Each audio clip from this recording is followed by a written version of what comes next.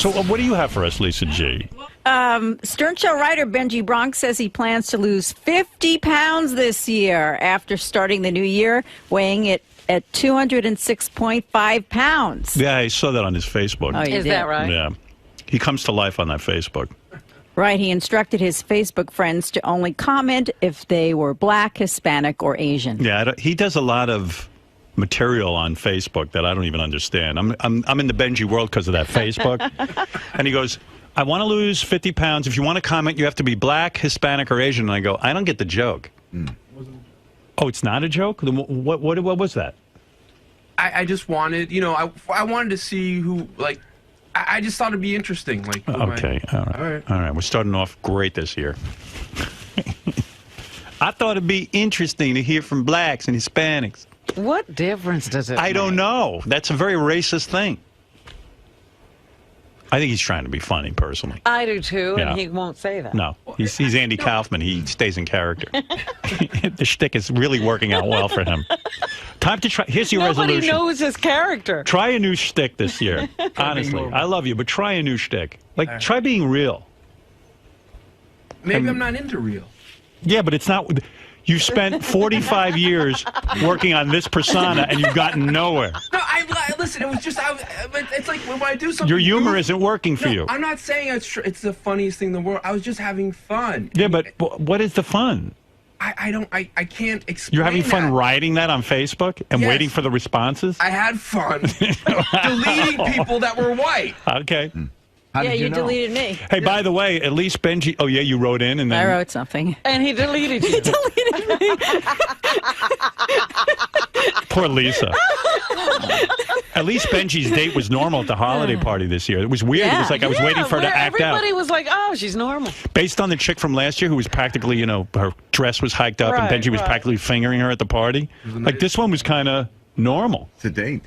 Pretty, too. She's very pretty, and my last year's was very nice, too. Yeah, I didn't say it. Nobody said she wasn't nice. I kind of missed the one from last year. Very exciting. I'll be honest with you. She was fun. By the way, how late did the party go that I threw? I don't know. I don't know. I mean, I left when it was still going on. I snuck out of there. I left shortly after you did. I thought went you left to turn before. around to say goodnight to you, and you were already gone. I'm like the Shadow. I'm like the Flash. My super speed gets me out of every situation. I was having a really good time, but I found that I was very tired. I drank a lot, and actually I didn't even drink that much. And it was around 10:30. And Beth said, okay, time to go. And I said, I think you're right. And then I looked around for you, and you were gone. I said, I was Robin. sitting talking with John Hine and JD and Gee, what a fun group. Will. And then I was like, okay, I'm getting tired. They drained you. And I got to get up in the morning. And so I said, let me go say goodnight to Howard and Beth. And I was informed that you had left. Yeah, we didn't make any formal goodbyes. How about Ronnie? Ronnie was the goofiest of the party. Like, I got up, like Beth said to me, you should get up on the microphone and say a few words. Yeah. So I get up and I said a few words. And I said to Beth, I don't want to say a few words. I don't know why I need to say a few words. The party speaks for itself, and, we're all having a good time. But, all right, so she kept hocking me to get up there. So I got up and I made a speech. Who knows what I said? Just, Well, you were gracious and nice, yeah. And then Ronnie grabbed the microphone. No one was looking for him. Oh, you didn't ask him to do that? No. And he gets up there and he goes, I wish I had a tape of it. He goes, do you remember it, Lisa? Just a lot of yelling. He starts yelling, and then he goes, and you don't, the whole theme of his thing was, because he's a comedian now, you don't know what I have to put up with this guy, meaning me. Right. You have no idea what I have to put up. Toenail and fingernail clippings all over my car. You're clipping your toenails in the car? I don't have a nail clipper in the car. I've never clipped my nails in the car. Who knows what the fuck he's talking about? And then I even say to him, what are you talking about? He goes, your toenails and fingernails are all over the place. Who knows? Maybe one time I chewed my nail off and it ended up on the floor or something. Yeah, but it couldn't have been a toenail, could it? No. And it was a weird, angry speech about what he has to put up with driving me. And I'm like, you fucking asshole, sit down. What a dope. He reminds me of a certain relative of mine who always embarrasses himself whenever there's a group of people because he drinks too much. Right. I'm like, Ronnie, you're so lucky I get your whole thing. But he always, I don't know, I thought you had asked him to do that. No, he volunteered to get up and make a speech, and it was just a horrible speech. It's just horrible. And I was like, it's a good thing I have a sense of humor. But what is it about drinking that makes him all of a sudden think he's a public speaker? Well, what it is he got in with these strip clubs, and he became this persona. But how many times have we pointed out to him that it's awful? It doesn't matter. But wherever he is, he thinks he's opening up a Rick's Cabaret. So he gets up and he starts screaming. It's like, I can't even do it. He's like, Right, it might as well not be a microphone because he's yelling to people. He's like, He starts with that, and then he starts making insane comments into the microphone that aren't funny. And nobody cares. Hey, Alec? Yeah. I hope to have this in the next 2 minutes. You have it? Yeah, apparently Doug's got it, so he's sending it over right now. I love great. Doug. Beautiful. You got to hear this fucking speech. Because I don't remember. I just remember him yelling. This is the greatest news I ever got. Doug got it. Yeah, Doug's always got a recording device on him. Son of a bitch, I said, don't record anything, and he got it. And now I don't know whether to be angry or happy. When it comes to Ronnie, I'm happy. I mean, wait till you hear. I mean, it's just the anger. First of all, I have been so good for this guy. And I do recall thinking, why is he saying those things about Howard? Because he thinks he's funny. He really thinks he has a sense of humor, and he's an entertaining guy. Because he goes to the strip clubs, and all the strippers tell him he's funny. Play these things every time he does them. We point out how horrible they are. But he thinks he's onto something, like Benji. Does he think we're joking? No. And all he had to do was stay seated. No, nobody asked him to get up and say anything. And we thought we had cured him after Bubba's wedding, remember? Yeah. When we talked about how horrible he was there. He was the worst at Bubba's wedding. By the way, the other person who was kind of strange at the party was Jackie Martling. Yeah, he was odd. It was weird. It was kind of sad, actually. I'm sitting. Oh, that's funny you bring this up. When we get the Ronnie tape, I'll bring it up. Okay. We should be commercial free today. I have too much to talk about. I got to the party, and I kind of said to myself, rather than kind of flitting around, I'm going to try to, whoever I speak with, have a real conversation. Which is why I left at 10:30, because after all that real conversation, my throat hurt. Like I couldn't talk anymore. I was dry. Like I never get to talk to Fred. And I vowed when I got over there, I said, I love Fred. And actually, we were having a really nice conversation, but there's one thing about you I got to say. You turn your back for a second, which I did, and you get deluged by tons of people, and I couldn't get back to you. It's hard for me to have a real I was having a real conversation with Fred, but somebody always comes over and interrupts.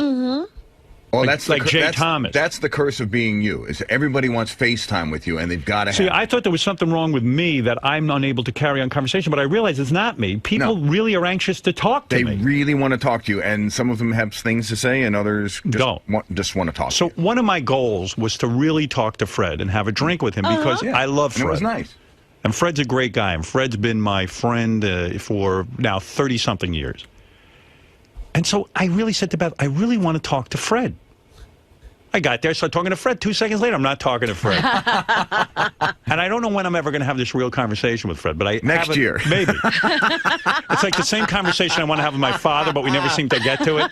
Either my mother interrupts. We should have a summit, me, you, and your dad. Why not? Yeah, just the three of you get together. There was a day I actually drove to my parents' house where I was going to have a real conversation with my dad. I said, I really want to know things about him.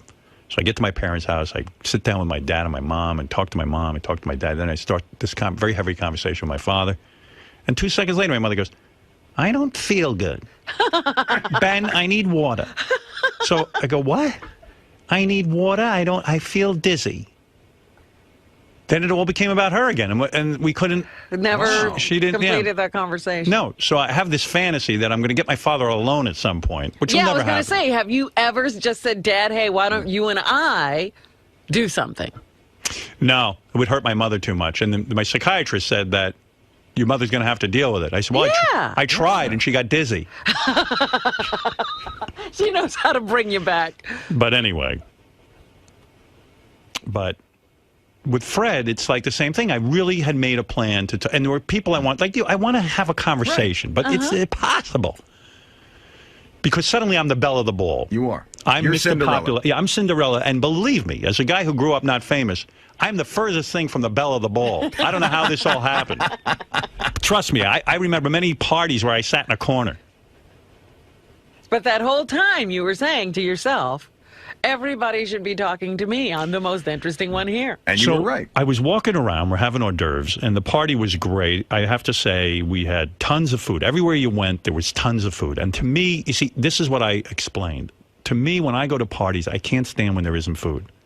So this party that I threw, every 2 feet you went, there was a tray full of food. And then you went over and there was a oyster bar, a shrimp bar, a sushi, a this, a that, They the had other it thing. all covered. I made You sure couldn't get Robin away had a from food. vegetarian. Deviled eggs. Deviled eggs, which are fabulous. I tried them. Place called Lore. My friend John owns it. It's great, and it was a wonderful party.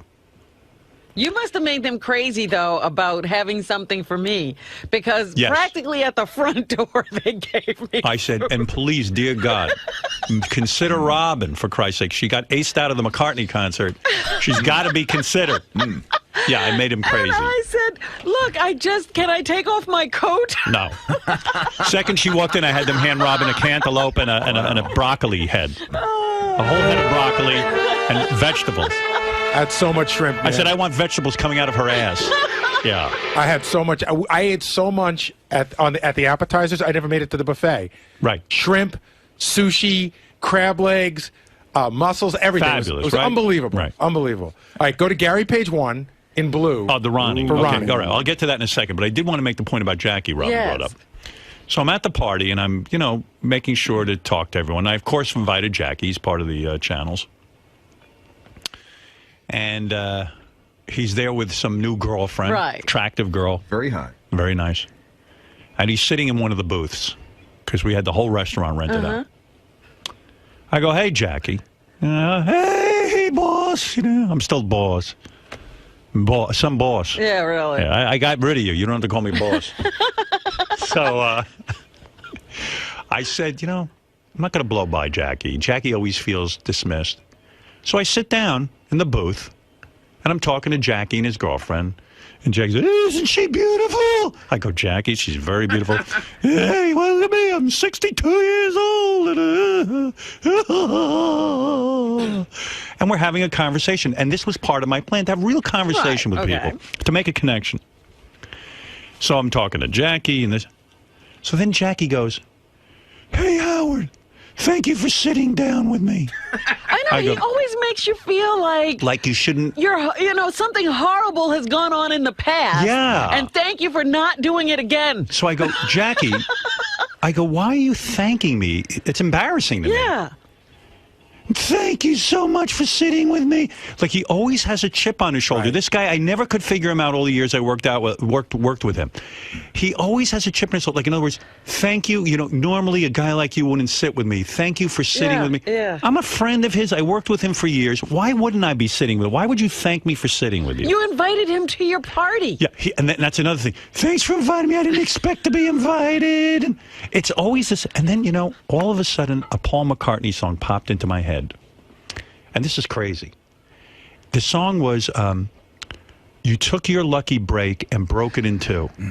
And that's all I could think of. It was the your song, first mistake. You took your lucky break. It and broke was your into first Too many people. mistake. Yeah. Too Many People is the name of the song. Yeah. I would like you to play some of that in a minute. I think he wrote that about the Beatles breaking up. Well, too many people, you took your lucky break, you broke it in two. And whenever I think of Jackie now, I keep thinking you took your lucky break and you broke it in two. And I tell you, his lucky break was me and this show. He had a great thing going, and we had a great thing going with him. And he took it and broke, because it's gone. Yeah. It's never going to happen again.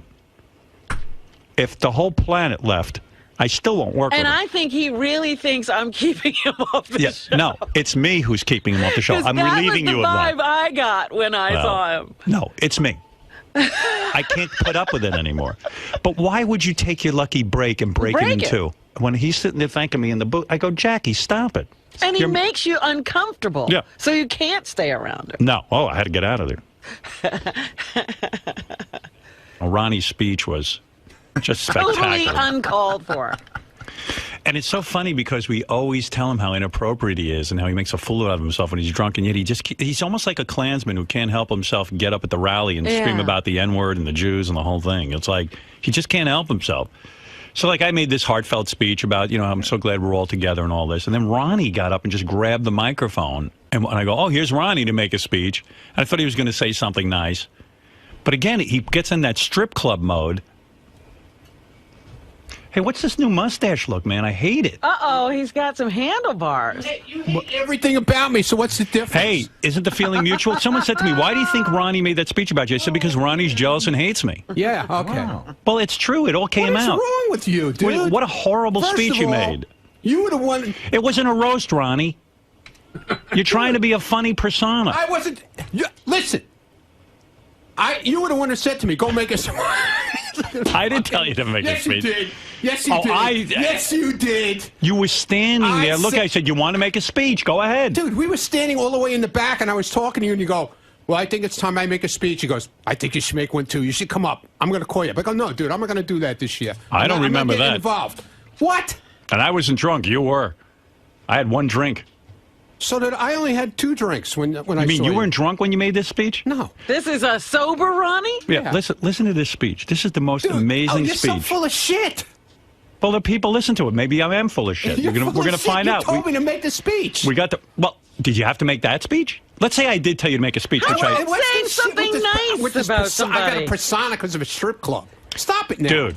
What is you this? have a whole personality Maybe that you put on. Howard. Please stop it now. What would have been wrong with saying, you know what, Howard and I have had a pretty good 25-year run. He's my friend, and it's a great party, and all of you here are a friend, but you always have to be the court jester. Now you got the mustache of a court jester. I didn't want to make a speech.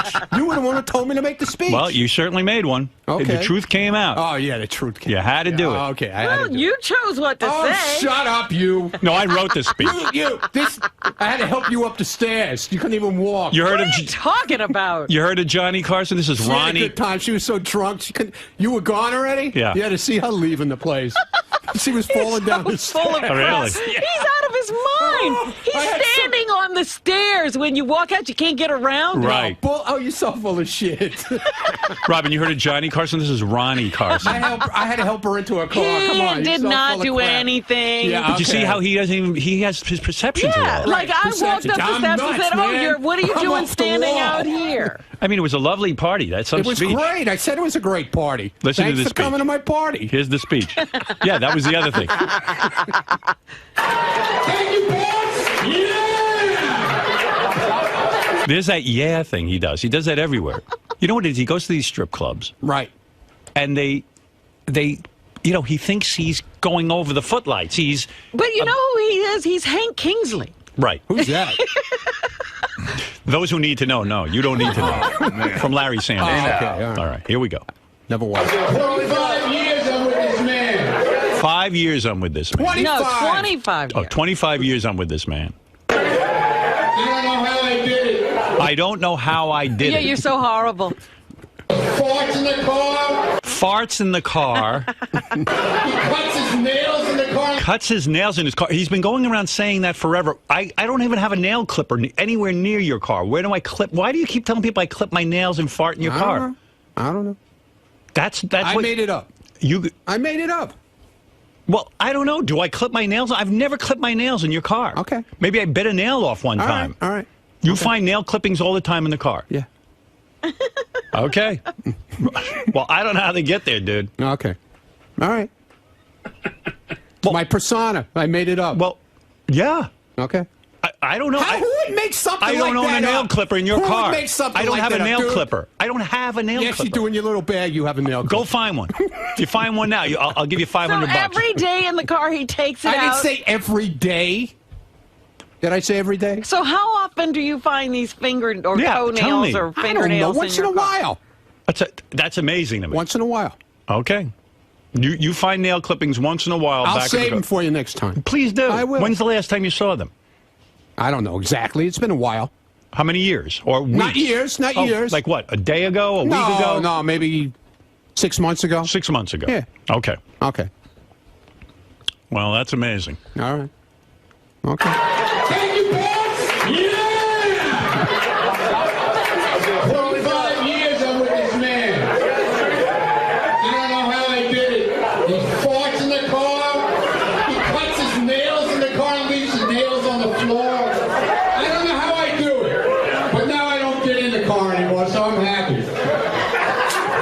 By the way, the reason you don't get in the car anymore is because I retired you Okay. with your security business, where I'm the only client. All right, calm down. How many clients you got in that security business? Few. No, me. Period. All right. Just Who else? Okay, don't worry about it. Me. Okay. Whatever you say. Okay. Well, now I'm really confused. He finds all this stuff in the car, but he doesn't drive you. Right. But he must examine the car. I drive him. Well, maybe somebody else is clipping their nails back there when you're not in the car. You ever think of that? Like who? I don't know. Nobody else is in the car except you. I don't know. Maybe the other driver. I don't know either. Moonlighting. Maybe. This is some speech. Oh. You got a personality Dude, like a mole rat. You asked me to make the fucking speech, okay? I just want to thank everybody for coming to my party. It's been a great night. It's going to be better. Right, Brian? Yeah!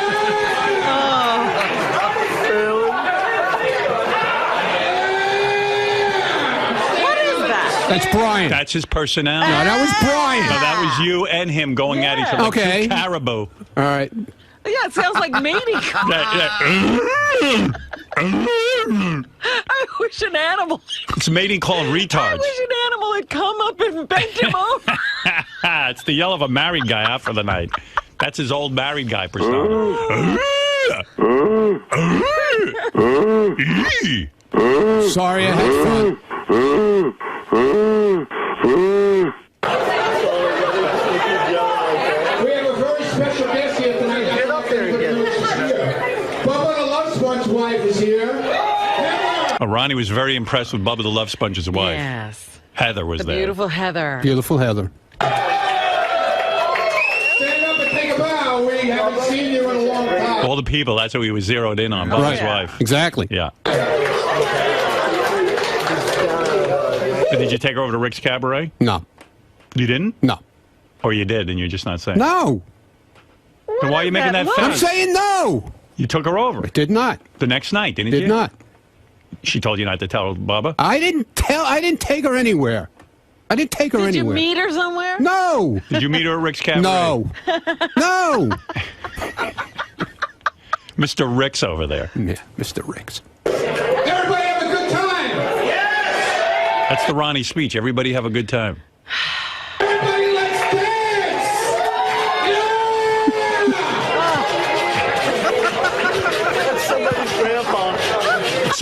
He hates my guts. I don't hate your guts. Of course you do.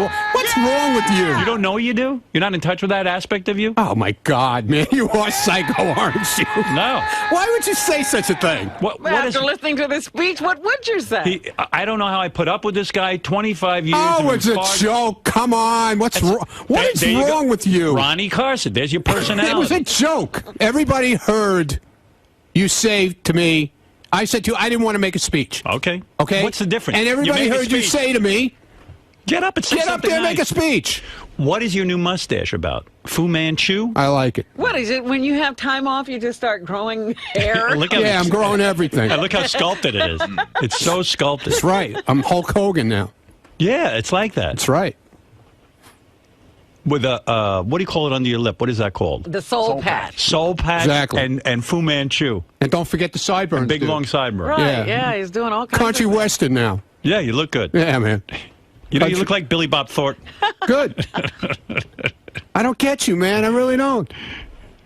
You Why should you have been in breaking my True Grit. balls for? I'm going to do a remake of True Grit. Third remake with him. He's going to be Rooster Yeah, it's going to be Cogburn. called True Shit. Okay. All right, get out of here. Never make a speech again All right. in front of me. All right, thank you. There's Ronnie, the limo driver. Yeah. Yeah. I didn't say dildo. Yeah. How do you make that noise? Good Lord. Howard, you know, him and Brian, I don't know what they have going on, Nothing. but at my book party, that's how they had been out drinking for like 2 hours before. That's how they entered, with those noises. It's great.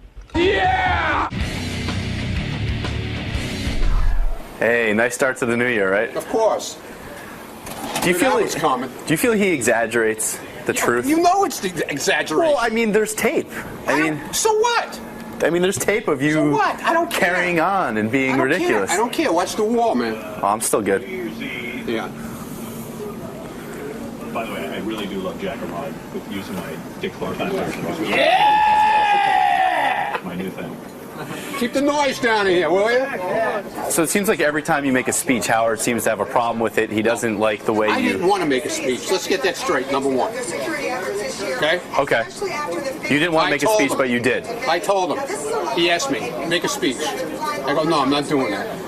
He goes, go ahead, don't worry about it. So he kind of suckered you into this? Yeah, of course. But he doesn't like the fact that And you you know have where this... else he did that to me? He did that to me at Jason's wedding. Same thing. And then he sandbagged you on the air? Exactly. Now, his criticism doesn't seem to be so much as... It seems to be Yeah, what is this? I hate him now. Well, What's that it seems about? like he feels as though you put on a persona when you get on stage. You have this party guy persona, like when you make appearances at various strip clubs around the country. It's not Gary. Whoa, hey. Hey, Giants lost. But They're done. Get the hat off. but when you when you get on stage, it doesn't seem like he has a problem with you actually making the speech per se. It's the way you carry yourself once you're up on stage. I didn't want to be there. I didn't want to be on. I didn't want to make a speech. I wanted to be at the party. That was it. I didn't want to make a speech. So you're a reluctant, grandstander. You don't want to be up on that soapbox, but you inevitably end up there. Whatever. So you're against your will, and you're just adapting. You're trying to do the best you can. Whatever. I didn't. It wasn't my idea. Okay. But do you think there's something subconsciously in your head just that keep rambling on, don't you? I'm commenting on some of the things Howard theorized about. I mean, do you feel as though subconsciously you feel like you have to get the party started, or no? Not maybe at all. Obviously, he thinks I got to get the party started. And this feeling that you hate him or that you resent him. I don't hate him. How does he dare say that? You're the opposite of that. You love him. Exactly. So much so that you, every time he goes on break, you like to change your look up for him. Like exactly. Yeah, perhaps, for him. Yeah. Perhaps dye your I want to bring beard. attention to myself. Right. Yeah. Change up that beard. Maybe, the facial hair patterns. Right. Okay. We're done. We're done now. Steve, you've probably covered many press conferences and seen people speak in public in a public forum. That wasn't a public forum. It was a private. I'm just saying, does Ronnie have what it takes to really MC and really lead and grandstand and carry on? Does he have that type of stage persona? Tell him your favorite line. Go ahead. No. It is no secret that I love listening to Ronnie, and at that beautiful party, Ronnie was one of the highlights for me. I love listening to Ronnie. I could listen to him read the phone book. There you go. That's his famous line. Now, why do you get such a kick out of Ronnie's? He makes me laugh constantly. And that's what a true MC or a ringleader like Ronnie should. Ringleader. I like that. When he's given the mic, when he's given the floor, that's what he should do, right? He's just unbelievable. When you listen just now on the show, if you cut up the sound bites from him, it's magic. It's gold. You hear that, John? It's gold. What's gold? My speeches. They're gold. Anything I say, according to Steve on the air, it's gold. Yeah? Yeah. You come on wrap up today? I'll try. Please. Right. That's gold. So you're saying, in a way, you're kind of like the King Midas of public speaking. He's absolutely he's the best.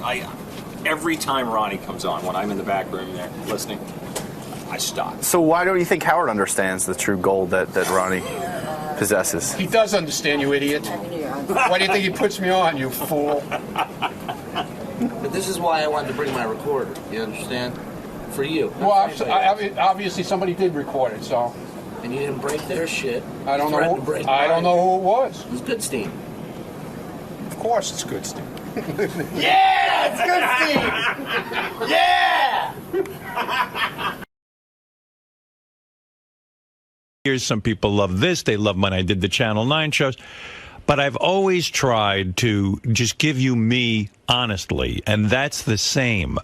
And this is what it is. This is what it is. And when people get tired of it, if I sense that my audience is done with me, I will leave. That will never happen. Well, there you go, Pete. I like your optimism. That's never going to happen. There's nothing else out there that's really going to captivate people like your show has. You know why I'm good on the radio, too?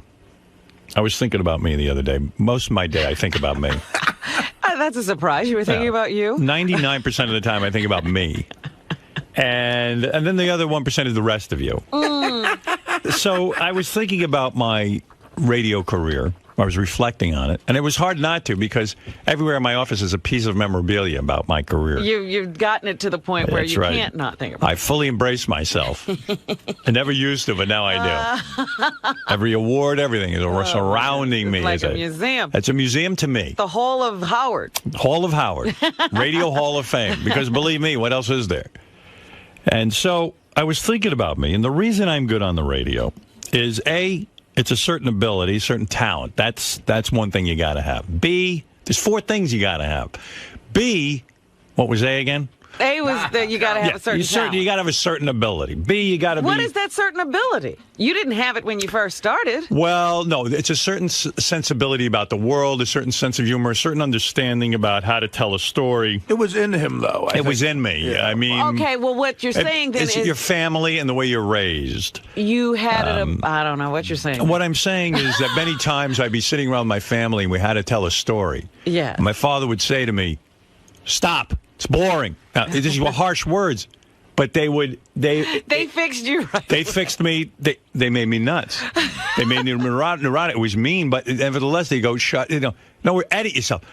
Most parents today listen and indulge every word a kid says. And quite frankly, they're healthier, but they're big bores. You hear some of my callers. They can't even, they do a wind-up for 15 minutes. Yeah, they can't even get into the story. They're bores because they've been overindulged and they've been told that everything they say is brilliant. So what I'm just trying to decipher here is it still is something you learned. It wasn't an innate ability. You say your parents molded you. Yes, that's true. I agree. Well, not just your parents. It's just but there also is it's like a great musician. They have a musical ability. Yes, they had to sit in their room and learn the guitar, let's say, Eddie Van Halen. But there's a certain ear they have and a certain ability to understand music. There is a talent there. Okay, so then it's 2 separate things. That's right. It's a physical sort of gift you're born with. B, it's also the way you're raised. That gift could remain dormant. Like if Eddie Van Halen hadn't had certain surroundings, if he hadn't had certain influences in terms of music, it might never have emerged. He might not have felt comfortable enough to encourage that. So it's partly environmental. It's partly sort of what you're born with.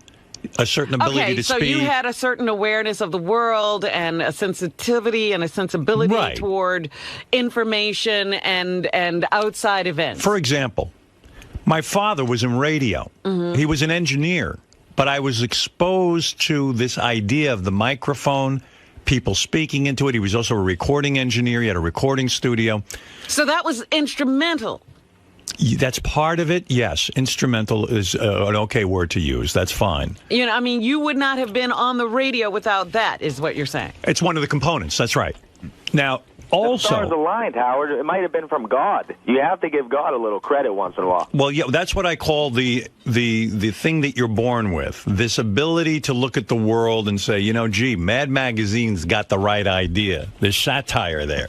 You have to have a sense of humor and appreciation. Sense of humor has to be cultivated by your environment, but also you have to have that ability. It's sort of an ability somewhere inside of you. Yeah, now there's another thing. Where does sense of humor come from? Well, as Pete puts it, if you believe in God, or if you believe in the universe, nature, whatever it is, or the genetic sort of soup that we come from, it's just sort of something that's there. Like Beethoven had his musical thing, and it came out early. That's how Artie made it to the point where he's at now. Well, hold on. We'll get to Artie. Artie's a whole other case. Artie defies all this. I also think it has to do with the atmosphere. It's a combination of being born with it and the atmosphere you grow up in that develops. That's correct. Now, the third component, which is essential in any success story. Now, I don't care what you apply this to. Pete, what do you want to be in life? What do I want to be in life? I'm not even sure at this point. All right, okay. Well, we were specifically talking about you. You said you were thinking about But you. here is the other... these 4 things. Here is the essential component. You talked about the essential component. Here's the third thing is the essential component. And that is... I want to see who's paying attention at this point. He's making it up right now. No, I'm not. I'm going to tell you what it is. All right. It is having the ability to practice. Now, what do I mean by this? Oh, you read this in a book a few weeks ago. I read some of Outliers, and I responded to it, but some of this is my own thoughts all along. Outliers says 10,000 hours are required to be an expert. Now, I've never added up the hours, but the hours of me watching television, listening to Brad Crandall on the radio, putting this together, seeing my father, and then actually having the time to develop this. WRNW, I was working a 6-hour shift, 6 days a week. And I got hours and hours of practice in college. I'd go down to the college radio station and start to practice. I started to practice all over the country what it is I wanted to do. Now, it's no different than when you talk to a guitar player who spent his entire childhood playing the guitar in his room over and over and over again. There are guys who have done that and never succeeded. They're okay guitar players. But the ones who have this, as I say, born talent, it comes out. But they have to put in the hours of practice. Well, there are different levels of this born talent. That's right. Even the guy who doesn't play as well as Eddie Van Halen has a born musical talent. That's right. He's better than me at picking up a guitar. Howard, you completed all the requirements that it took to get to where you're at. Yes, but you didn't even hear the fourth requirement. 4. You don't know what the fourth requirement is. I told you, thousands of hours This guy practice. will never complete anything.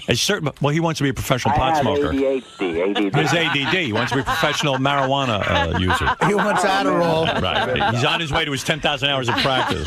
He's on his way to 10,000 Adderall. The fourth thing, and I think this is very, very important, is being born in the right time frame. Now, this is something from Outliers, and this is a key component. When you hear about Bill Gates, who is a huge success, Bill Gates, if you go through his history, actually was born at a time where he had available to him as a kid, because his parents were into some sort of computer science, they knew a guy who could, back then you couldn't even get into a computer lab or get on a computer. When he was born, somehow the circumstances led up to he was allowed free hours, endless free hours in a computer lab where he got to work this stuff out. Him and his friends were like into this thing like crazy. If they physically couldn't get the computer time as children, in other words, he had a certain privilege that you don't have, I don't have. He was in the right place. I had a certain privilege. I got to see my father work with these guys with the microphone. I got to visit the radio station, WHOM. I got to watch the guys work. I was mesmerized. I was mesmerized by this. I got to see something a lot of people didn't get to see. Bill Gates, when they describe him, he got to do this in a lab. No one did. He got. It was too expensive for people at that time. Right, computers were huge things. They didn't fit in people's homes. Yeah, and I don't know the terminology of what it was he got for free, but it's a certain access to programming that you could only get programming time for an hour, and it was a fortune. And you wouldn't waste this on a kid. Right. He was allowed to go in there at night and use it all night and day. And that's what led to it. So it's part luck. Well, let me ask you something. Being born at the right time, and part having an ability. What about these people who are born with nothing? Well, people who are born with nothing, it appears that they're born with nothing, but it's not always the case. Now, let me give you an example. You sit and you look at professional hockey players. That's what they do in the book Outliers. And the guy points out, he says, everyone in Canada, for Canada's a huge hockey place. And they say, well, why did this guy become a pro? He didn't have anything more than anybody else. Maybe he had some talent, this and that. But it was the mere fact that they were born either January, February, or March. Now, you would never pick up on this, but here's what happens. In the school system, it's a full year. The kids who are born January, February, March are physically bigger. There's huge differences in physicality. You're almost a year older. Just from January, February, March? You're almost a year older than someone born in December. And what would happen in hockey, for example, kids would go to school and the coaches would look for some star players.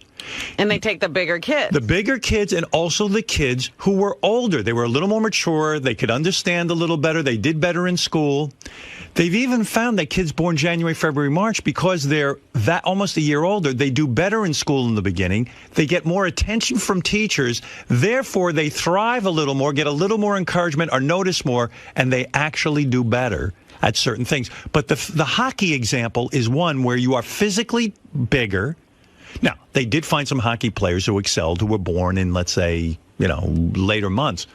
But the majority, the Canadian hockey players, because of the system and the public school system, January, February, March, I think it was something like 70%. Yeah, but they at least had a hockey system. I'm talking about somebody who winds up what I'm saying being the president of South Africa, born in, what did Nelson Mandela have? Well, what I'm saying is we don't know that because I don't know the history of Nelson Mandela, but there could be something as simple, Robin, as the day he was born. Because who would pick up on that with hockey? The day he was born was very healthy. I said not that, but there's something. There are circumstances that lead to somebody becoming great. Or Dikembe Mutombo, whatever his name is. He was in Africa, and they found him as, what in the world? He was 8'2", Robin. Yeah, but you still got to go find him. He didn't get here on his own. Anyway, it was like that is why it is difficult to even pluck anyone out and say, here's a radio show. Or here's a TV show. It takes, like we were talking yesterday, they took David Lee Roth, a rock star, a guy who had spent his years practicing that and obviously excelled. He's a good rock star. That's right. And they said, go on the radio. Go do a radio show. Well, of course it was destined to fail. We all knew it. For some reason, the radio executives didn't know it. Yeah, there were tons of people who didn't know it, right. Howard, and they had power, and they put him there. They did. But we all knew it. My audience knew it. You knew it. I knew it. It would have been like you touring as lead singer of Van Halen. Exactly. It's funny that David Lee Roth didn't know it. It's funny. I remember interviewing David Lee Roth. I invited him in to say, hey, David's going to take over our morning show. And I remember he walked in with kind of a swagger. And I remember why. I think he was on edge. I think he was thinking that I was going to put him down and, and ridicule him for taking over our show. And I didn't. I was just the opposite.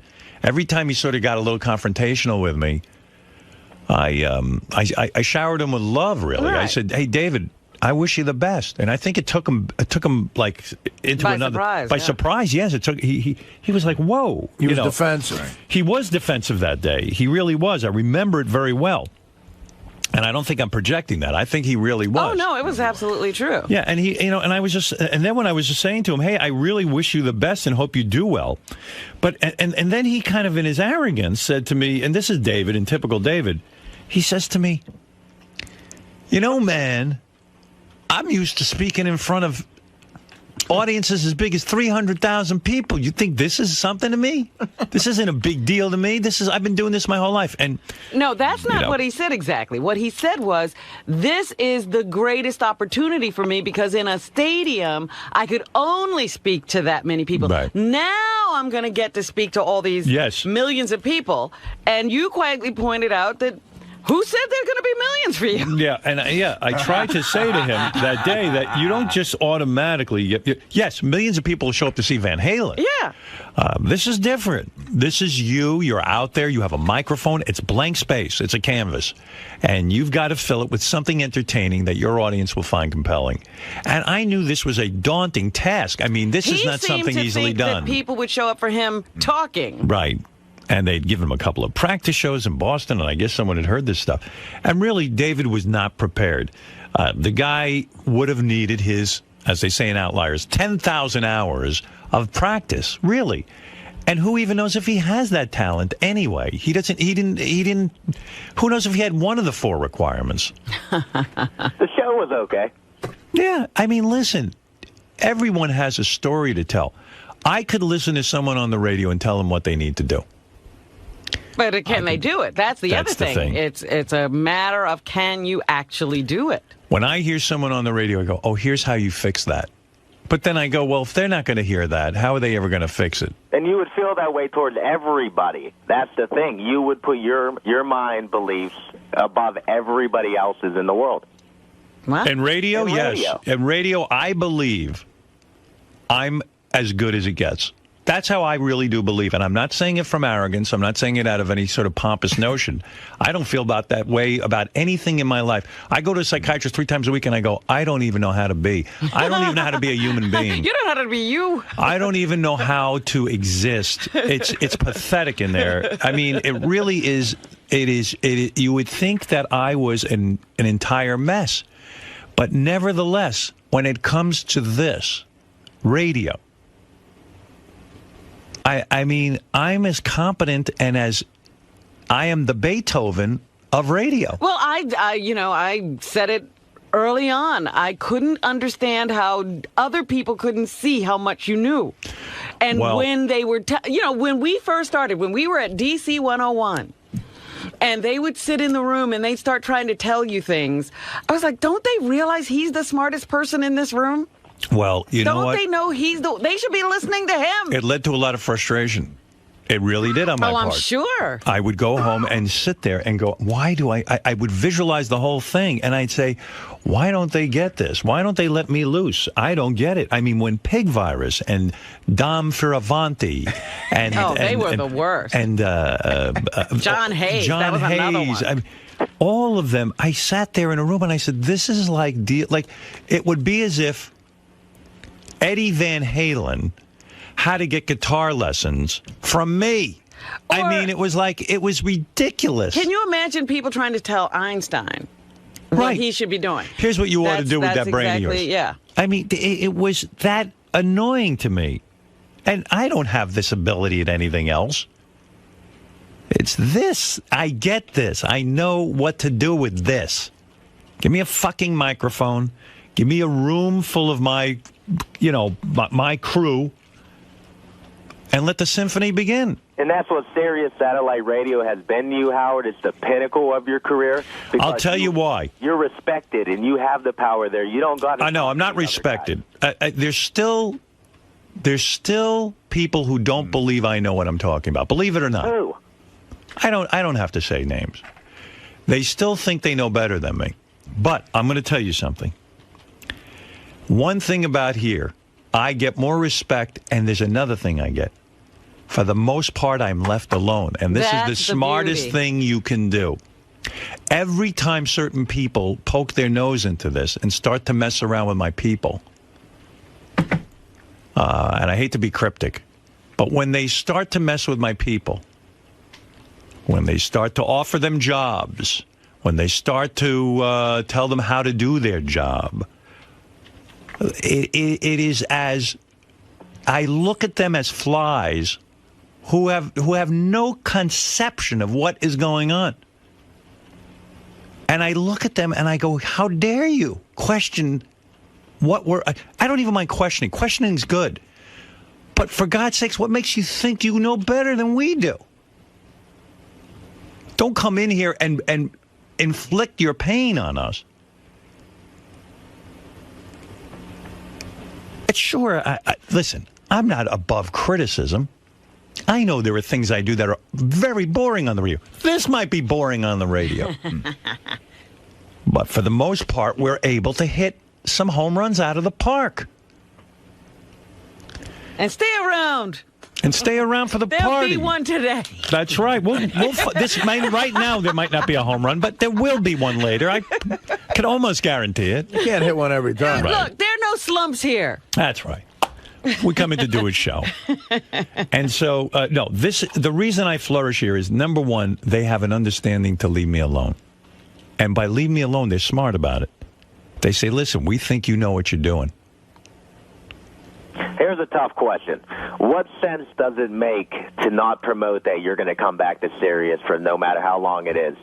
So people can resubscribe, new people will join on, they're secure that you're going to be there. And we know you know this already. I don't know what you're saying. What I'm saying is, why wouldn't you tell everybody, ladies and gentlemen, I'm going to be around here. The radio show is going to continue. Because I don't know that that's true. And I'm not going to lie to my audience. He's claiming you know this already. No, I don't know. I had a conversation. I had 5 conversations this weekend with my agent. Mm-hmm. 5? About this, yeah. Because he claims I'm unavailable to talk to him. I go, it's just the opposite, Don. He's the one that's not in the office on Friday and Monday. Oh, my God. You can't find him. I said, listen, I call you as soon as you call me. So we made an appointment to talk, and we got into some really good conversation. And we had like 5 conversations about this very topic. Mm-hmm. And, you know, I do know what I want to do. I do know, Pete. Yeah. But I don't know that Sirius is going to go for it. You know what? If Sirius and I sat down in an easy way and sat down and said, here, let's continue on, it would never be that easy because there are things that I would like to be able to do, and there are things that I want to go and do, and I don't know that they're going to go for it. I have something in my mind where perhaps we could continue here. They have to go for it. They don't have to do anything. They don't have to do anything. Listen. You created them. No. Look. I did not. It was here before. Granted, I think they would have gone. I think Sirius would have been out of business had we not gone. Look, he created a lot of things in radio. Right. And they let him go. Right. And we see what happens when they let me go. Well, they let you go, but they still let you go. But they do. Listen, I don't know, Pete, if it'll make sense to the company. And I am a loyal supporter of this company. I love this company. I think satellite radio must stay around. I think it's terrific. And I think it's only going to get better. But the fact of the matter is, and by the way, someone said to me, you know how you say amazing on the radio? Mm-hmm. I say the fact of the matter is way too much. I was criticized for that. Oh, dear. But the fact of the matter is that we could possibly be around some more here. But who knows? Pete, if I had the answer and I could tell you, I would give it to you. Waiting for it. I don't know that it's going to be so easy to bang out a deal. Man. I don't know. I'll tell you why this show is successful. The fact of the matter is Robin's amazing. Well, that's right. That's right. You want to know something? And I'm going to take credit for Robin, or full credit. Full credit. You didn't give birth to me. Give somebody everything something. but let me tell you something. My ability to recognize Robin's greatness is what we're talking about. And your chemistry, here. Absolutely. That's right. Well, I recognize the chemistry. Let me take credit for that. Okay. Yeah, Robin. Actually, I take credit for recognizing his genius. That's right. Her heart might be broke. What? Just not being around Howard every day. That's going to break your heart. That would break I mean, her some heart. people may not realize I was not going to take the job they were offering me until they played a tape of him. And then I said, I'm taking the job just to meet him because he's incredible. True. That's true. And that's when you started wanting him sexually. That was it. How many years have you been pining away from me? Man. By the way, nobody's taking credit for Benji's contribution. Oh, jeez. No, but that's just the point. Artie being a part of the show, Fred, Benji. These are people that I've chosen to work with, and they've chosen to work with me. And these are all good people, and that's part of it, too. You can't just have some schlubs. Yeah, don't worry about that, Mo. That's not your responsibility. I do, as a matter of fact.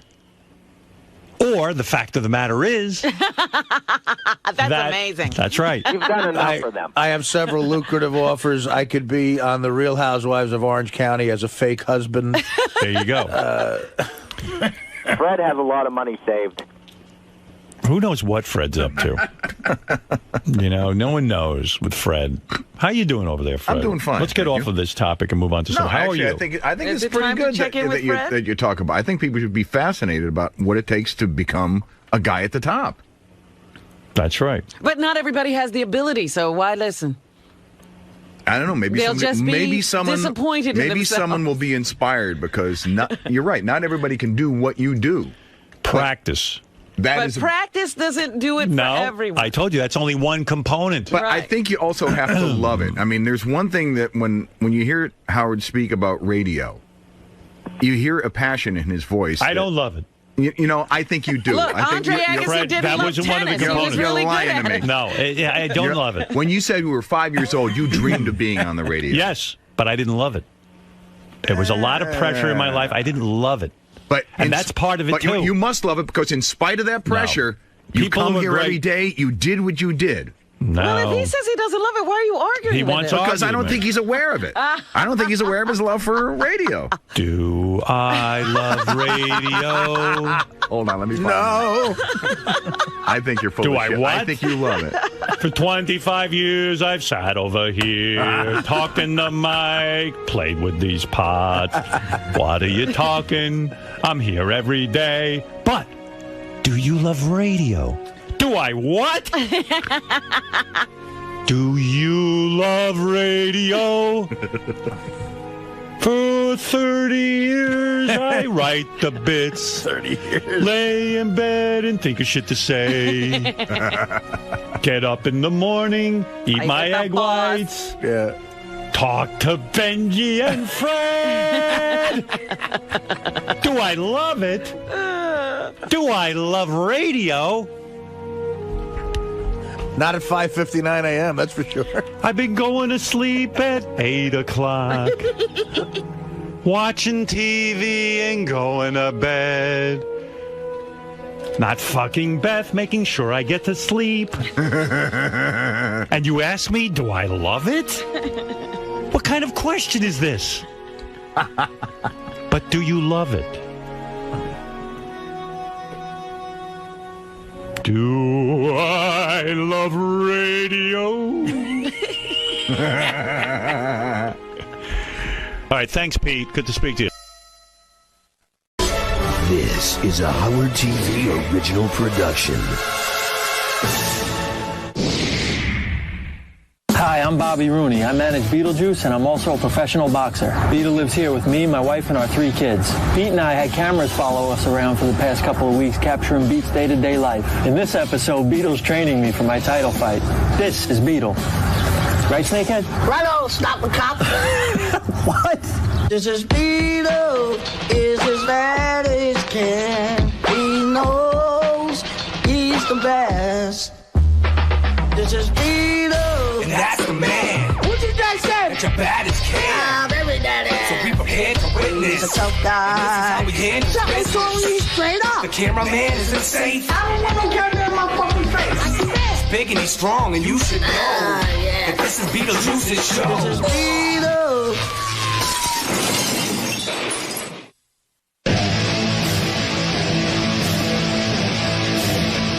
Pete, come on, let's go. You ready? I started boxing when I was 15 years old, but since I hooked up with Beetlejuice, my career has just taken off. Come on, man. What the hell? Well, yes, here we go. Pete's been training me for about 3 years now. Usually what we do is we set the alarm for about 6 a.m. He'll decide to stretch me. Hold it right there. He always tells me I have to stretch my balls. Stretch your nuts. You don't have a nut. You're not going to stretch my nuts? Stretching your nuts. What do you mean when you say stretch my balls? You really want me to pull it? Oh, when you stretch your balls, you stretch your balls. What else you got to do? For what, though? What does it do for my... It helps you when you stretch your nuts. What kind of trainer are you, man? I'm a fuck nut. Pete, do you have to smoke every time we run? I don't think so. Pete, why do you have to smoke when I'm training? You know that's not good for my lungs, for my stamina? I can't smoke and it's not even lick, you dick. You think that's good for me? No. Inhale that smoke? Is it good for my lungs? It's not good for you. It's not good for my stamina? It's not good for your stamina. It's a big fight coming up, Pete. Oh, yeah. It's the big one, man. Every time I ask him who my next opponent is, he gives me a different name. He told me I'm fighting Mike Tyson last week. He told me I was fighting Tommy Hearns. Oh, you probably know. You never know. He told me Ricky Styles, whoever that is. I never even heard of him. Any person you can fight with, it doesn't matter. By the way, do you have me an opponent yet? Yeah. Who am I fighting? He's fighting Tony to Tony. Who? Ray to Ray. It seems like he thinks that insulting me and belittling me helps me. Run, you fucking bastard! You fucking filthy bastard! Run! When he insults me while I'm running and tells me, let's go, you cocksucker, pick up the pace, I think that really gives me the fire. Real quick. Run, you shitty bastard! You have to abuse me every time we run? Hell yeah, you fucking bastard! You ready? You ready? I'm ready. You got your seatbelt on? I got it on, brother. Let's go. There we go.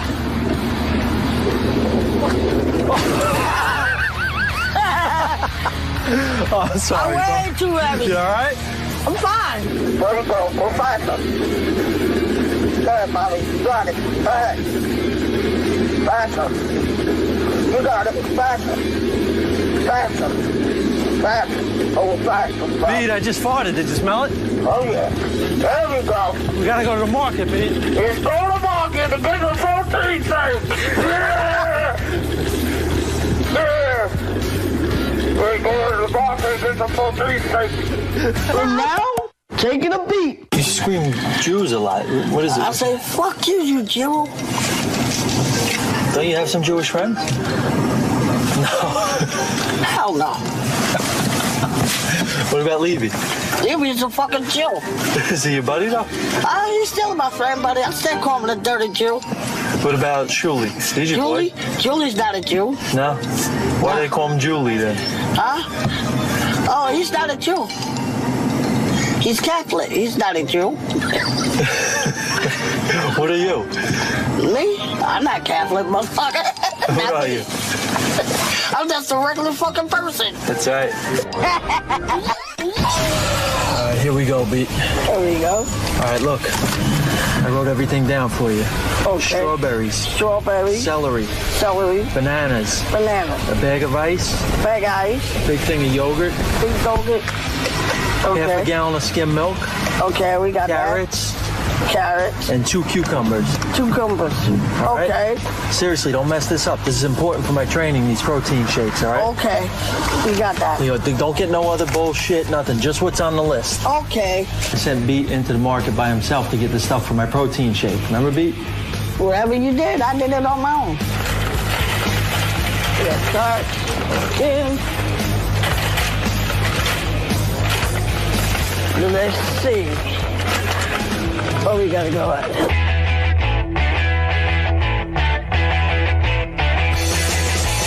This is good. Bananas. We got carrots. What the hell? Wait, let's get this in the way. Oh, can I get a pie, honey? Going on this roll? No. A pizza. A pizza pie. He got everything on the list that we needed for the shake, but then he got a pizza, he got some diapers and some fucking formula, baby formula shit, a lot of shit that we didn't need. Where are these? But that's all right. He's my man. Whatever he does. Hey, you put it in your shake, it's fucking great. Sorry, excuse me. I'll try that.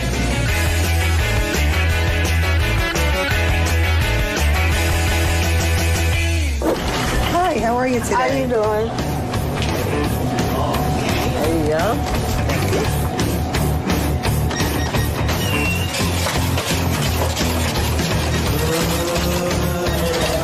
$50.88 you told.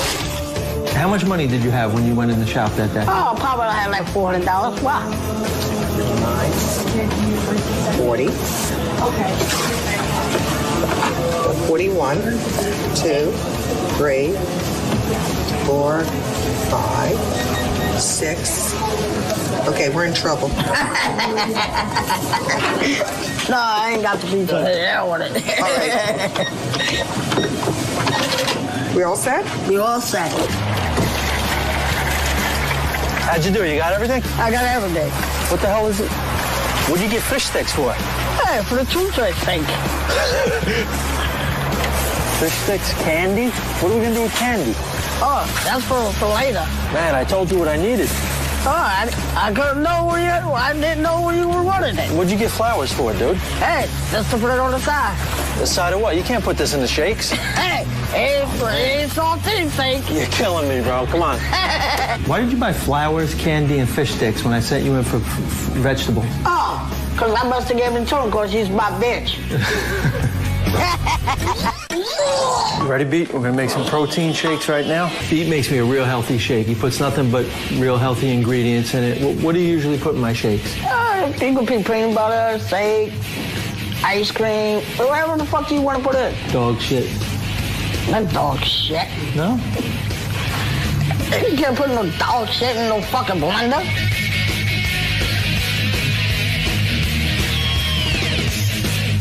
What else could we put in there? Seems like something's missing. Something missing. Now, let's see. What's missing? When he was making my protein shake for my fight, he pulled out a bottle of vodka. I was like, hey, B, what the fuck? Remember? Hey, because I took a fucking drink. That's why. Ooh, that's a nice cold ride. So what are you doing with that? You know what we're going to do with that? We're going to put it in there. That's for my training. I'm going to drink vodka.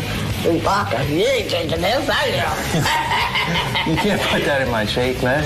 You don't need this in your shake. No. So we're good, right? We're good right there. That's good. Smells good. Smells good. Here's to another great training camp, Pete. Thanks for everything, buddy. Thanks for everything. It's fucking good. And now, taking a beat. You're a booger in your nose. I do? Your left nostril, is it? Oh, yeah. Check in there. None in there. I didn't grab something.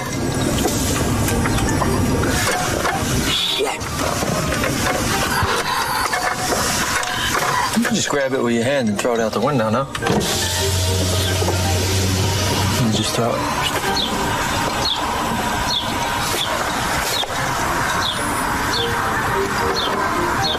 What is that?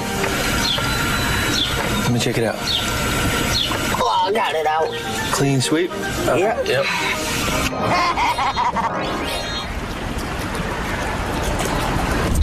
Come on, we gotta go to the gym. Hurry up. Come on, let's go to the gym, huh? Do you have my opponent's name, Beat? You know the guy's name that I'm fighting?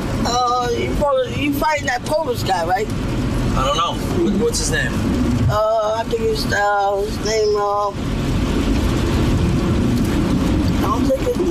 I think his name, Ricky Styles or something.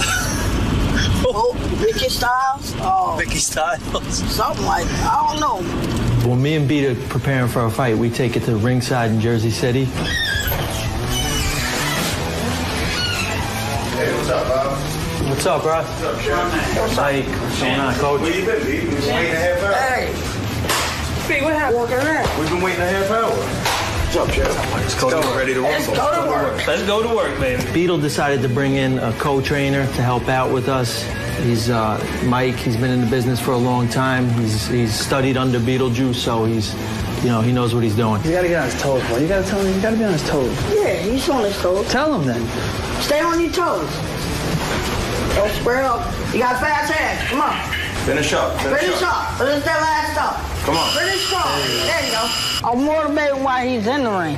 If you're gonna motivate somebody, you do it. That's how you think, dude. Think before you do it. Come on, faster. Come on, faster. Faster than that. Come on, faster than that. Come on, don't forget that right hand up. Come on. Chin up. Get the chin up. Get that chin up. Keep it up. Body in it. Get that body. Get that body. Yell at him, B. He's slow. Come on, stay on that toe. Come on, let's go. Stay on that toe. He usually likes to hold the heavy bag while I hit the heavy bag. One time. Make him work. Call it the combination. Let's go. Let's go. Watch the speed. There we go. Come on. When I'm hitting the heavy bag, he does everything he can. He holds it, and his feet are off the ground, and he's wobbling around and shit. Sound like I'm doing a fucking bottle rock dance. He's like a bottle rocket. You said yeah. You said yeah. There you go. There you go. Come on. Hold that down. Hold the bag still. Come Hold on. it tight, Hold B. it still. This guy's Come on. 120 pounds. Come on. I got it. Don't worry. Come on. Don't worry, I Put the got hook it. behind Hold that. it tight, B. That's it. Now go to the body. Switch to the Go body. to the body. Come on. Come on. Keep it up. Push him. Good work. When I'm working out, Pete wants to make sure I have a lot of fluids in my body so I don't get dehydrated. Come on, get the water in there. All right, good. That's good. If you box, you gotta stay hydrated. That's how it goes, man. There we go. Back up. Double jab right hand. Left hook right hand. Is that good? That's good. One more time. Don't forget that right hand. Don't forget it. Dig to the body. Dig to the body. Yeah. Go to the body first. You know how we got that? There we go. Come on. One more time. There we go. There we go. Come on, Jeff. 10 seconds. Finish up. Come on. 10 seconds, bro. Come on. Come on, Jeff. 10 seconds. There we go. There you go. And now, taking a beat. There's the graveyard. You ever going there? Oh. crazy? Want to go in there now? No. Come on, let's go in the graveyard. Who are you, crazy? Why not? I'm gonna go around. I'm gonna pull in. No, I ain't going in there. Why not? You crazy? Well, take a little walk through the graveyard. No, I ain't not going in no graveyard. How do you get in? Right there? I'm not going in there. You crazy? We'll walk around for a little while. We'll take a look around. I'm not going in there, dude. Come on, dude. I'm not going in there. You gonna make me go by myself? I'm not going in there. Come on, Bobby. I'm not going in there. Why not? I'm scared. You don't like graveyards? No, I don't. Bobby, I'm scared. Are you serious? Yeah, I'm serious. I'm scared. I would never do that to you, bro.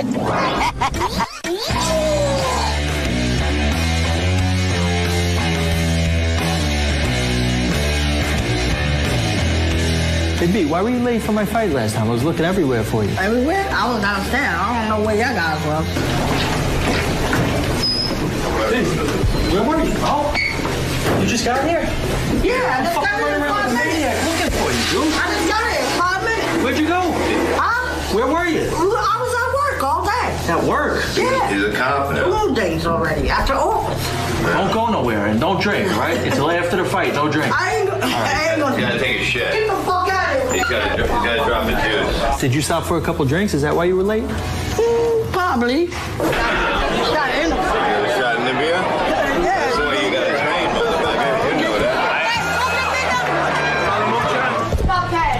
He drank a little. You didn't have anything to drink. No, I didn't have my It was seltzer. No. I had seltzer water. Seltzer water. I had seltzer water. I can smell it. Yeah, seltzer. What? It's only seltzer water. That's it. Seltzer water. I can smell it. Women drink that, right? I can smell the seltzer. Come on. It's only seltzer water. Seltzer water. On fight night, Beat really gets real intense and emotional with me in the locker room. He tells me listen to him, to shut everybody out, don't listen to anybody else, just listen to him, and he's with me, he's behind me 100%. I said, I love you, you can't lose. Once you get in the ring, we gotta do this. Don't worry about what I'm saying. Just do what I tell you. When you do that uppercut, just do that. When I get in the ring, when I tell you something, you do it. Always. You gotta do what I tell you. I don't care what nobody else says. Just do what I tell you. Focus on it. Keep your mind on it. Do what you gotta do. Do what you gotta do. When you get in that ring, make sure when I tell you, do what I tell you. Do what I tell you. That's the main thing in your head. Do what I tell you.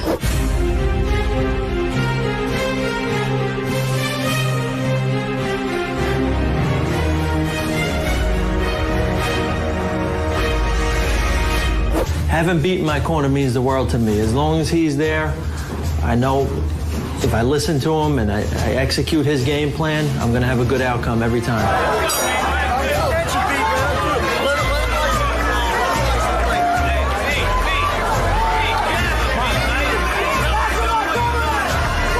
When I get in the ring, when I tell you something, you do it. Shut that down! Double up! Shut that down! Stop it down!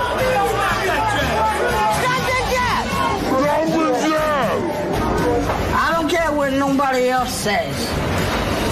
Just do what I tell you. Stop that down! Like I told you! Stop that down! There you go! Do what I tell you. Stop that down! Stop that down! There we go.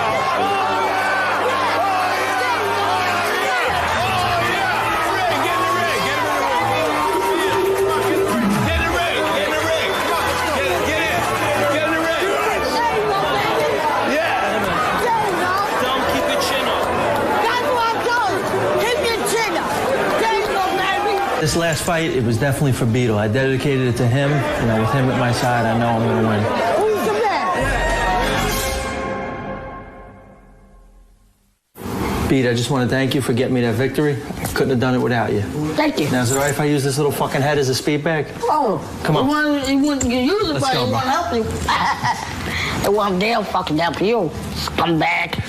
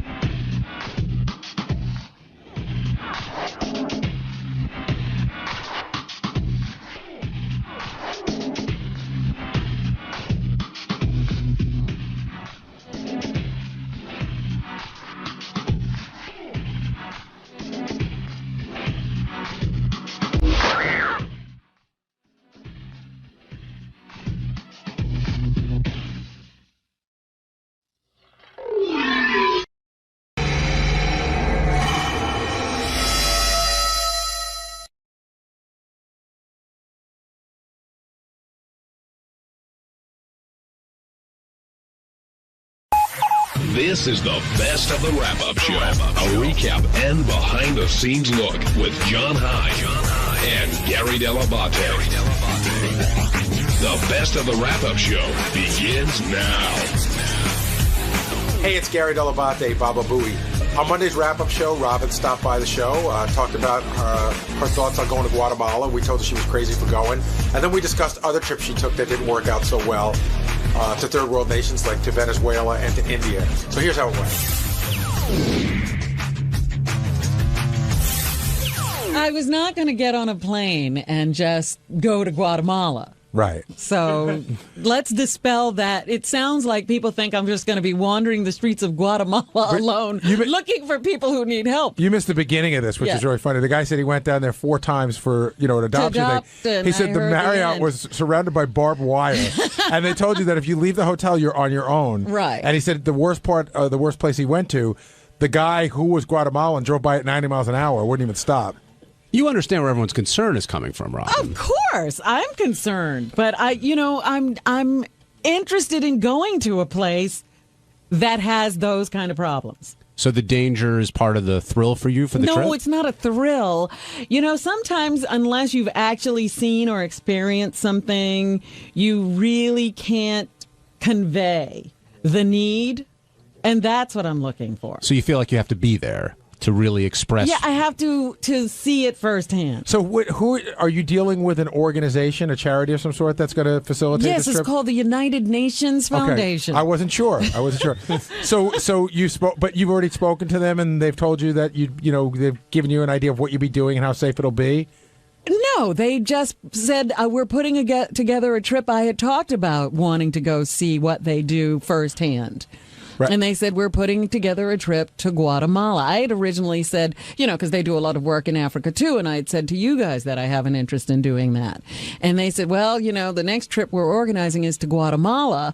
Maybe, I know it's not Africa, but maybe you could do that one. What about the rough parts of Hawaii? They didn't have any trips. Well, Robin, I was saying that I actually identify with you on this because when I was going to Afghanistan, I was getting the whole, you're crazy to go, this and that. I remember and all that. Stuff. You might have been doing it. And, no, I was not one of the ones who said, you're a father, you shouldn't go. I might have to get tape of that. But I will tell you that I spoke to the people at the USO, and it was great because they said, listen, we have to, there's always this, there's always that. But they said, the thing that made me feel really good, they said, in the history of the USO, no one's ever died. Mm-hmm. Then I said that on the air, and then people told me, Glenn Miller died. but he died in a plane crash. On the way to or from, you're in danger. No one's ever been kidnapped and murdered on a USO tour. So I'm hoping the UN has a similar track record. I haven't asked them the track record. I see Alicia Keys in Africa. I see Madonna in Africa. There are a lot of people coming and going, and, I've never heard of... We haven't lost any stars. But I will tell you, the other rap I got, even when I was over there, was, one of the shows we did was in Kandahar, then one of the shows we did was 150 miles north of Kandahar, and it was pretty rural. I was told, you hear Robin Williams does it, Billy Crystal does it, Letterman does it. Then I found out that those guys go to, a base in Iraq, which is not even near anything that's going on, and they do it on that base. They're not really in the thick of it. So you have to really investigate. Yeah. Now, the off-air chat that Howard had with you, did that have any effect on your... 10 seconds. Gary witnessed that. I did. I told him. He said, please don't go. Please don't go. And I said, was it. And I said, Robert goes, I'll be safe. And I go, what if you don't feel safe? Robert goes, then I'm not going. Hey, Rob, very simple. The level of safety you feel right now, if you, had kids Gary's age at this point, would it stop you from going? I would take my kids with me. So they can experience what you're experiencing? Absolutely. Oh, I thought you mean you didn't like your kids. Yeah, I would leave them there. It would be interesting. I had a list that we didn't get around to talking to. I showed to Howard today, and it was from the United States Embassy documenting all the crimes against tourists in Guatemala this year, and it was 6 pages long. Right. But I wonder what that list would look like if you were Guatemalan and it was a Guatemalan embassy talking about Manhattan. How much crime there was against tourists in Manhattan this year. But, again, those are people who knows why they're in Guatemala? Maybe they're just there to see the sights or to have an adventure or to do whatever. I'm going under different circumstances. Oh no, but that may not. Why you're going doesn't change what somebody might do. They always ask. They always ask. No, wait a minute. Leave her alone. She's a good person. No. They say these people were out just walking around. I'm not going to be out just walking around. Robin, I'm glad you're down here because before Guatemala came up, we were talking about your event because there's still a lot of confusion as to... we were trying to do something simple, and it has caused nothing but confusion. It's amazing. Okay, so can you clarify for us? It's a cocktail party for the charity, and you said there was sort of a confluence there with your friend who's an artist. He's going to be selling some artwork. The artwork is for sale. Okay. It's an art show and reception. Okay. Or an exhibition and a reception. Because Benji asked, could he just come and, look around and eat some food and I know I could. Go. No. I know I could, but what I wonder is, what is Robin's expectation? That you'd come and walk around. What would I expect from Benji? Benji's saying if he comes with a date and he comes and has a couple of glasses of wine and a couple of hors d'oeuvres but doesn't buy anything, will that be seen as being... No. You're there. No, I know you would never say, like, hey, where's your gift? Like, but is your expectation that whoever goes donates? No. Okay. The expectation is you'll come and you'll see the art and you'll learn about the Girl Fund. Oh, I like that. Now, what about all these implications that you're involved somehow with this artist? That's it. I'm out of here. I do enough of that on the show. I will tell you one thing. John asked me if I thought there was something going on, and I said there was. I can't point to anything. But we went to a charity event a week ago, and I sat next to your new best friend, Ross's wife, Melissa. And I tried to squeeze information out of her. She's either nothing's going on or she's an amazing actress. Because she goes, oh my gosh, no, and I don't know. She seemed pretty credible, but that makes me believe it even less. Well, you guys continue to speculate, and I have to go. Is there any work chance on this event? It's her son, like secretly. That guy's Robin's son? Yeah. The math is there. He's 39. He's not 39. 39? I think he said he was 39. How old is he? He's like 28. I don't know his age. But Robin, one thing you did... Maybe it was 29. 39 seems old. I'll move off this topic. But one thing you did say, you said you have a burning desire to save the world. And I thought you were saying it in part tongue-in-cheek, but in part seriously. Like you want to have that kind of effect. What other things do you want to do that you haven't done? Let's take it one at a time. This is a big deal, to actually, try to get to one of these developing countries and see what's happening. That's just a first attempt at education to find out what the problems are, what the needs are on a first-hand basis. Because some of the trips you've gone on in the past, granted they weren't for this purpose, but Gary brought up issues you had in India or wherever else. But that was a pleasure trip. Yeah, but you had no pleasure. No, because I couldn't get to the people who actually know how to get pleasure out of it. I remember some discussion about you just being very... You were like, I think you tried to get out of there almost the second you got there. I think it took you 3 days to leave. Well, here's what happened. Again, I was supposed to go... There was one plane a day to the place I was supposed to go to. And because I was delayed by a day because of equipment problems in England, I didn't get there on the day I was supposed to make that plane. Right. Every other day, that plane was booked solid.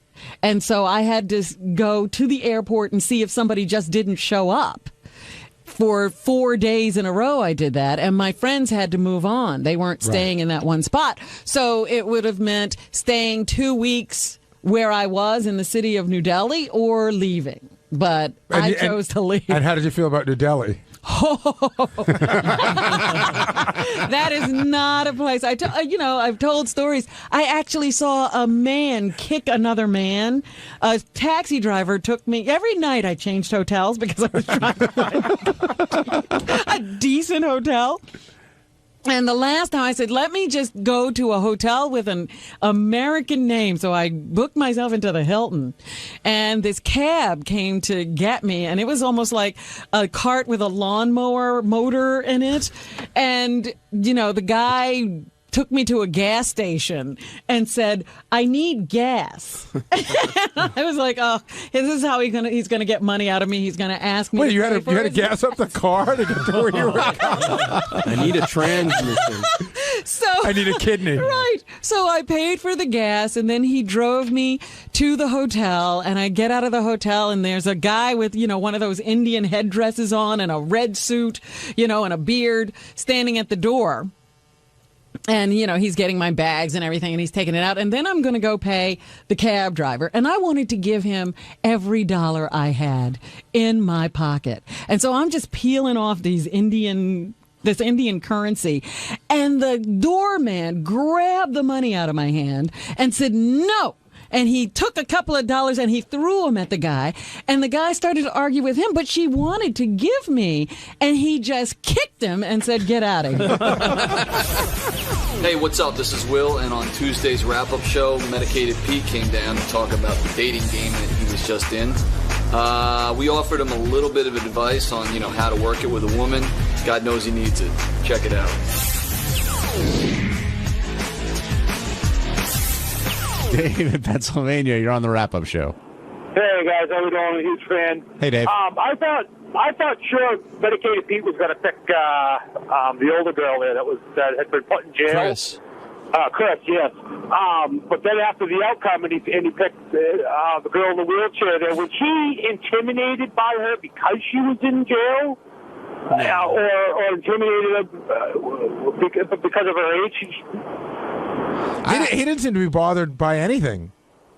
No. I mean, he seemed to say, I had a genuine connection with Dinah, and that's why I chose her. Then why does everybody think that Chris would have been the one? I mean, the caller saying it, you guys said it. I thought that he liked her as well. I thought she was the easiest one to bang. The middle one. Yes. Yeah, Chris. Yeah. Yeah, Howard used to say this a lot. He doesn't say it as much anymore, but this was even before I worked here. He used to always say, find a real fat girl with a pretty face, and then work her way down. Then she'll be like loyal to you forever. But what happens if she works her way up? Well, And I think Artie said she'll lose the weight, and then she'll lose Pete and go for Jared. I couldn't tell if that would be quite a jump. Well, how much weight do you think she's losing? I don't know. But Dave, so you were surprised when Dinah ended up being the choice? Yeah, actually I was. I thought I thought Sherry was going to go with Chris. She was closer to his age. Yes, she was a little bit heavier, but she said she was going to lose all that weight. I thought Sherry was going to pick her. All right, well, Pete keeps everybody guessing, and if you missed it, here's when Pete makes that decision and takes the drama and cranks it up a couple of notches. It has come out now. Uh-oh. And I'm set to reveal my choice. This guy's good. See how he drags it out? Who I am great. Going to be potentially seeing for a while. Are you dragging it out because you're having doubts, or are you dragging it out for drama? It's the drama. Drama, good, okay. This is as long as the relationship. It's the ratings, Yeah. Ladies and gentlemen,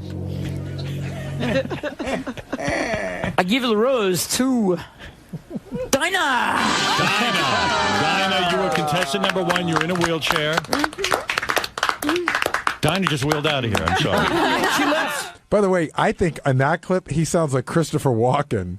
He's like, by the way, I give the rose to Dinah. Pete, definitely living in the moment, and I mean, physically gives a rose to Dinah in her wheelchair, and Dinah was happy to win. The next question has to be, what's going to happen on this date? How do you think this is going to go, Will? I don't like the way it's sounding already. Even listening to that clip, he just sounds like, he's ready for marriage. And that's going to freak a girl out right away. And she seems pretty normal, like she's had a relationship with guys before. He hasn't had a lot of experience with women, so it's kind of showing, and I worry that it's just going to freak her out. Gary, where do you see this headed? It's too soon to tell. I mean, it's going to be... Listen, they're going to go out today. There's going to be cameras on them. It's going to be very difficult. She seemed to genuinely like him, but how much she likes him, we're going to find out. But we'll know more. The thing is, I thought she's pretty genuine, so we're going to get a recap tomorrow, and I think she'll be pretty upfront about what she thinks. Benji? I think she'll say he's a nice, sweet guy. We had a great time, and maybe we'll see each other again. But unfortunately, I don't see it. She lives in Philadelphia. I don't. I think they'll have a nice time. You know what's going to happen, because I've seen this go down before. What's today? Today's Tuesday? Mm-hmm. Like Thursday afternoon, Pete's like, can you give me the heavy chick's phone number? Well, Medicated Pete now joining us here on the wrap-up show. And Pete, a lot of people thought you were going to take Chris. Yet you said that there was a connection that you felt with Dinah. Can you describe that connection that you guys had? Well, I think I felt off the bat that we had a connection with this disability thing. So we had something to relate to, you know. So it's something to talk about, you know. So we're not on like uncommon ground, you know what I mean? And you were pretty fired up this morning for this contest, no? Yeah, I was. I still am. Yeah? Yeah. What was the little person's name? Lila. Lila. Lila. Was Lila you picked? You know, was Lila ever in the mix? Something though. I have to say something. Say it. What would you like to say, Pete? I was a little. I honestly, I was a little intimidated by the other two. Really? Why did Lila intimidate you, the smaller person, and then why did Chris intimidate you, who was the larger person? I actually. I actually thought that they were coming on to me a little bit too much. You know, they put too much pressure on me. How so? I just felt that I just got a bad vibe from them. They just can't.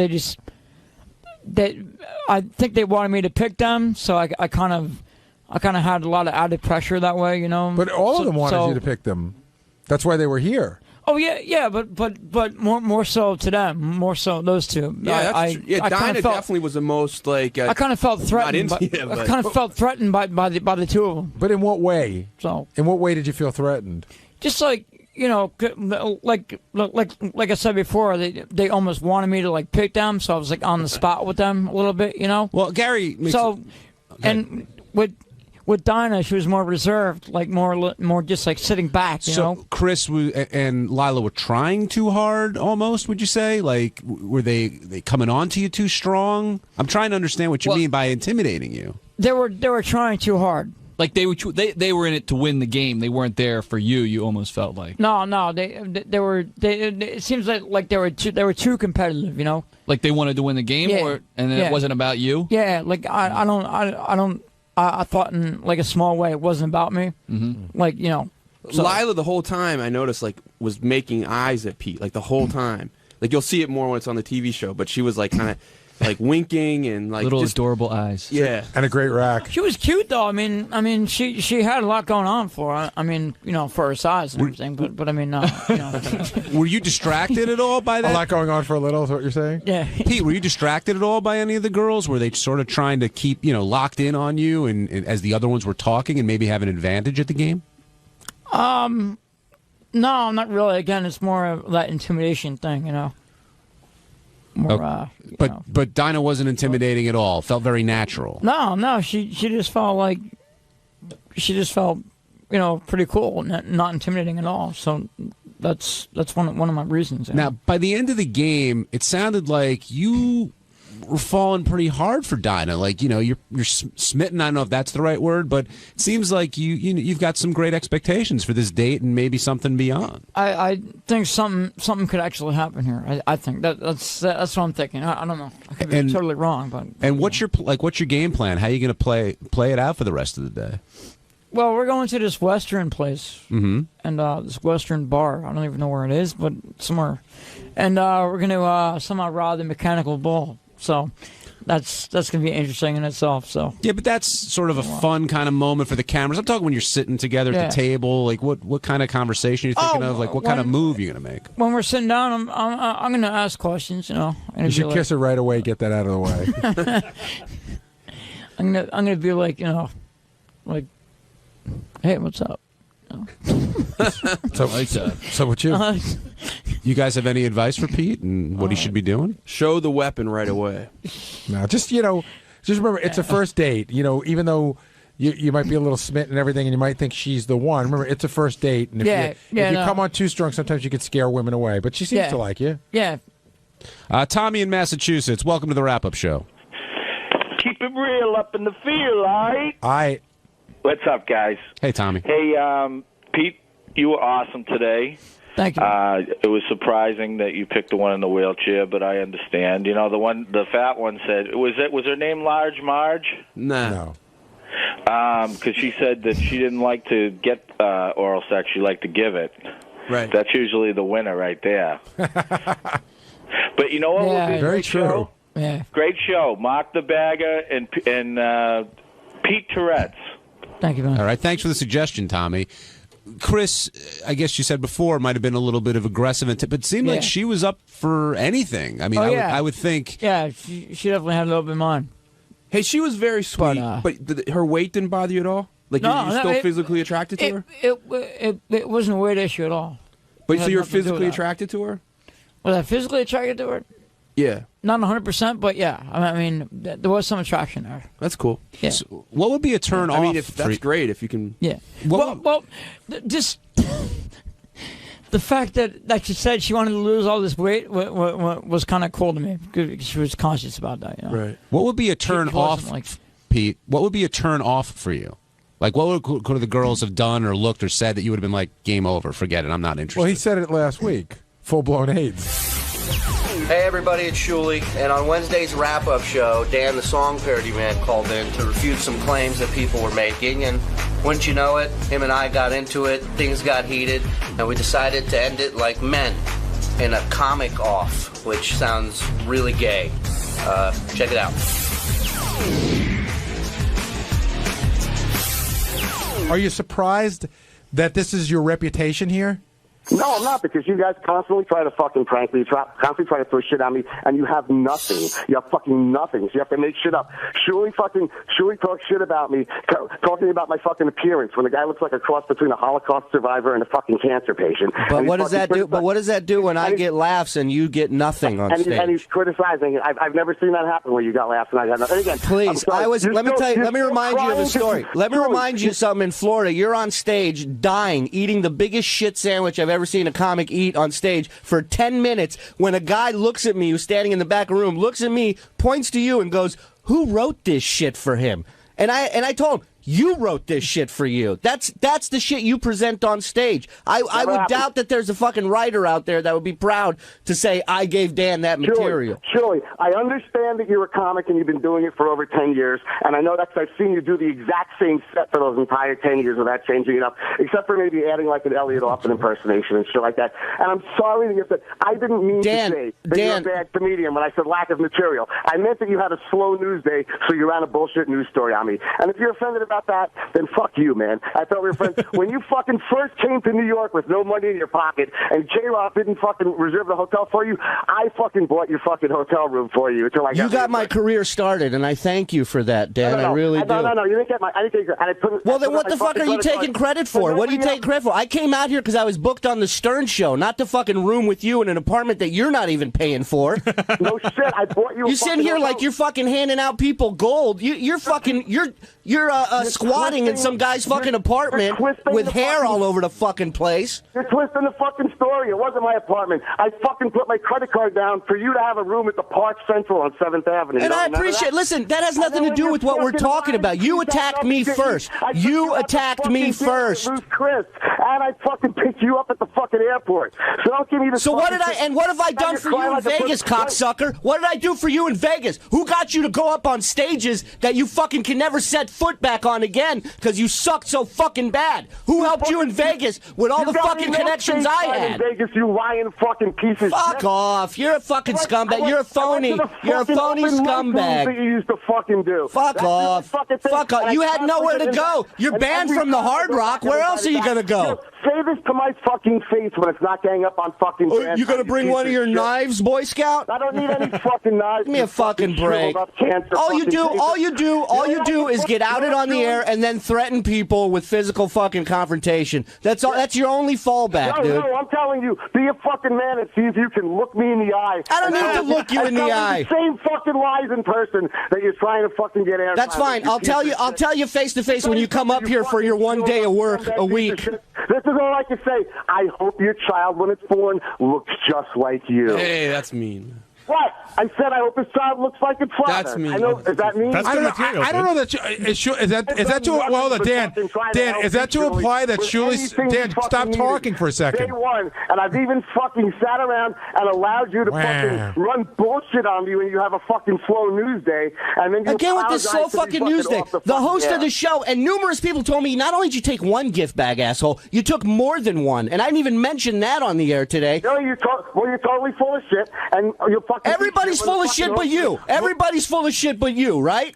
Yeah, absolutely. Right. You're never wrong. You can never take a step back and say, you know what? Maybe I was out of line there, right? We're all the fucking scumbag, lion, rat assholes, right? Somebody handed me something, okay? You guys are constantly trying to fucking set me up for shit. But when I fucking see you, you won't look me in the eye and tell the same fucking lies because you can fucking do it over the airways, but you can't do it to And my what are you fucking going to do? What are you going to do when you see me? You threatening me? You're going to come and punch me? You're going to come and fight me? No, I want to see if you're capable of fucking telling the same lies while looking me in the face and showing the same anger and animosity towards me while looking me in the face. Because it's easier to lie to somebody or lie about somebody when you're not looking them in the eye. But Dan, here's a newsflash for you. I'm not lying about what I'm saying. I'm just telling you what the fuck went down, what I was a witness to, and what numerous people were a witness to.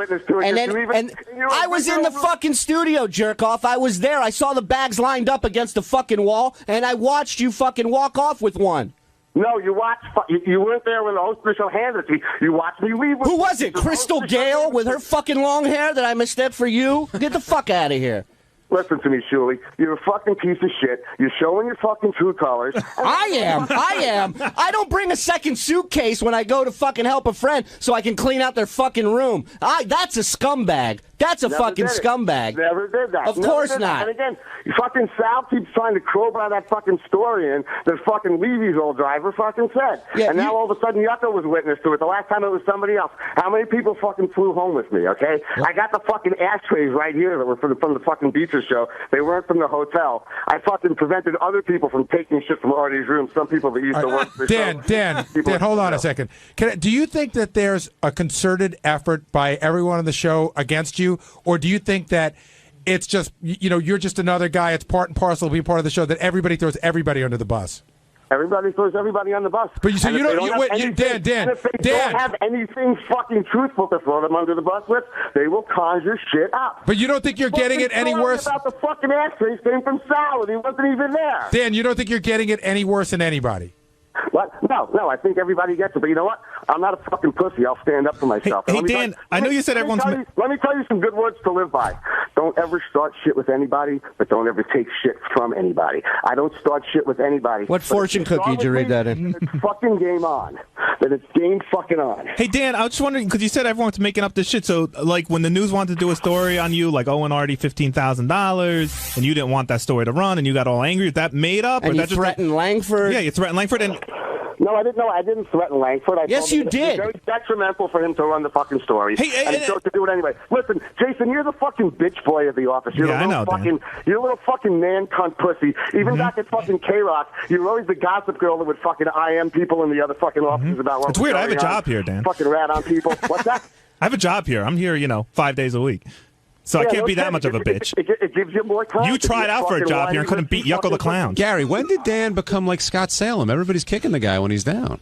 Listen, I've heard these stories from people. That's what weak people do. That's what people with nothing better to do. That's what people with lower self-esteem do, because they want to feel better about themselves. That's why you don't see me ever jump out and fucking dogpile on people and shit on people. So I got fucking no problem with it.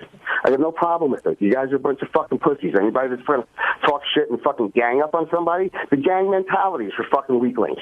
But Dan, you could make Dan, hold on, I'm talking. You could make the argument that in your own way, you gang up on people because if this wasn't about you, you'd have a song parody ready about it for tomorrow morning. And I know while that's your job, that's also your way of ganging up.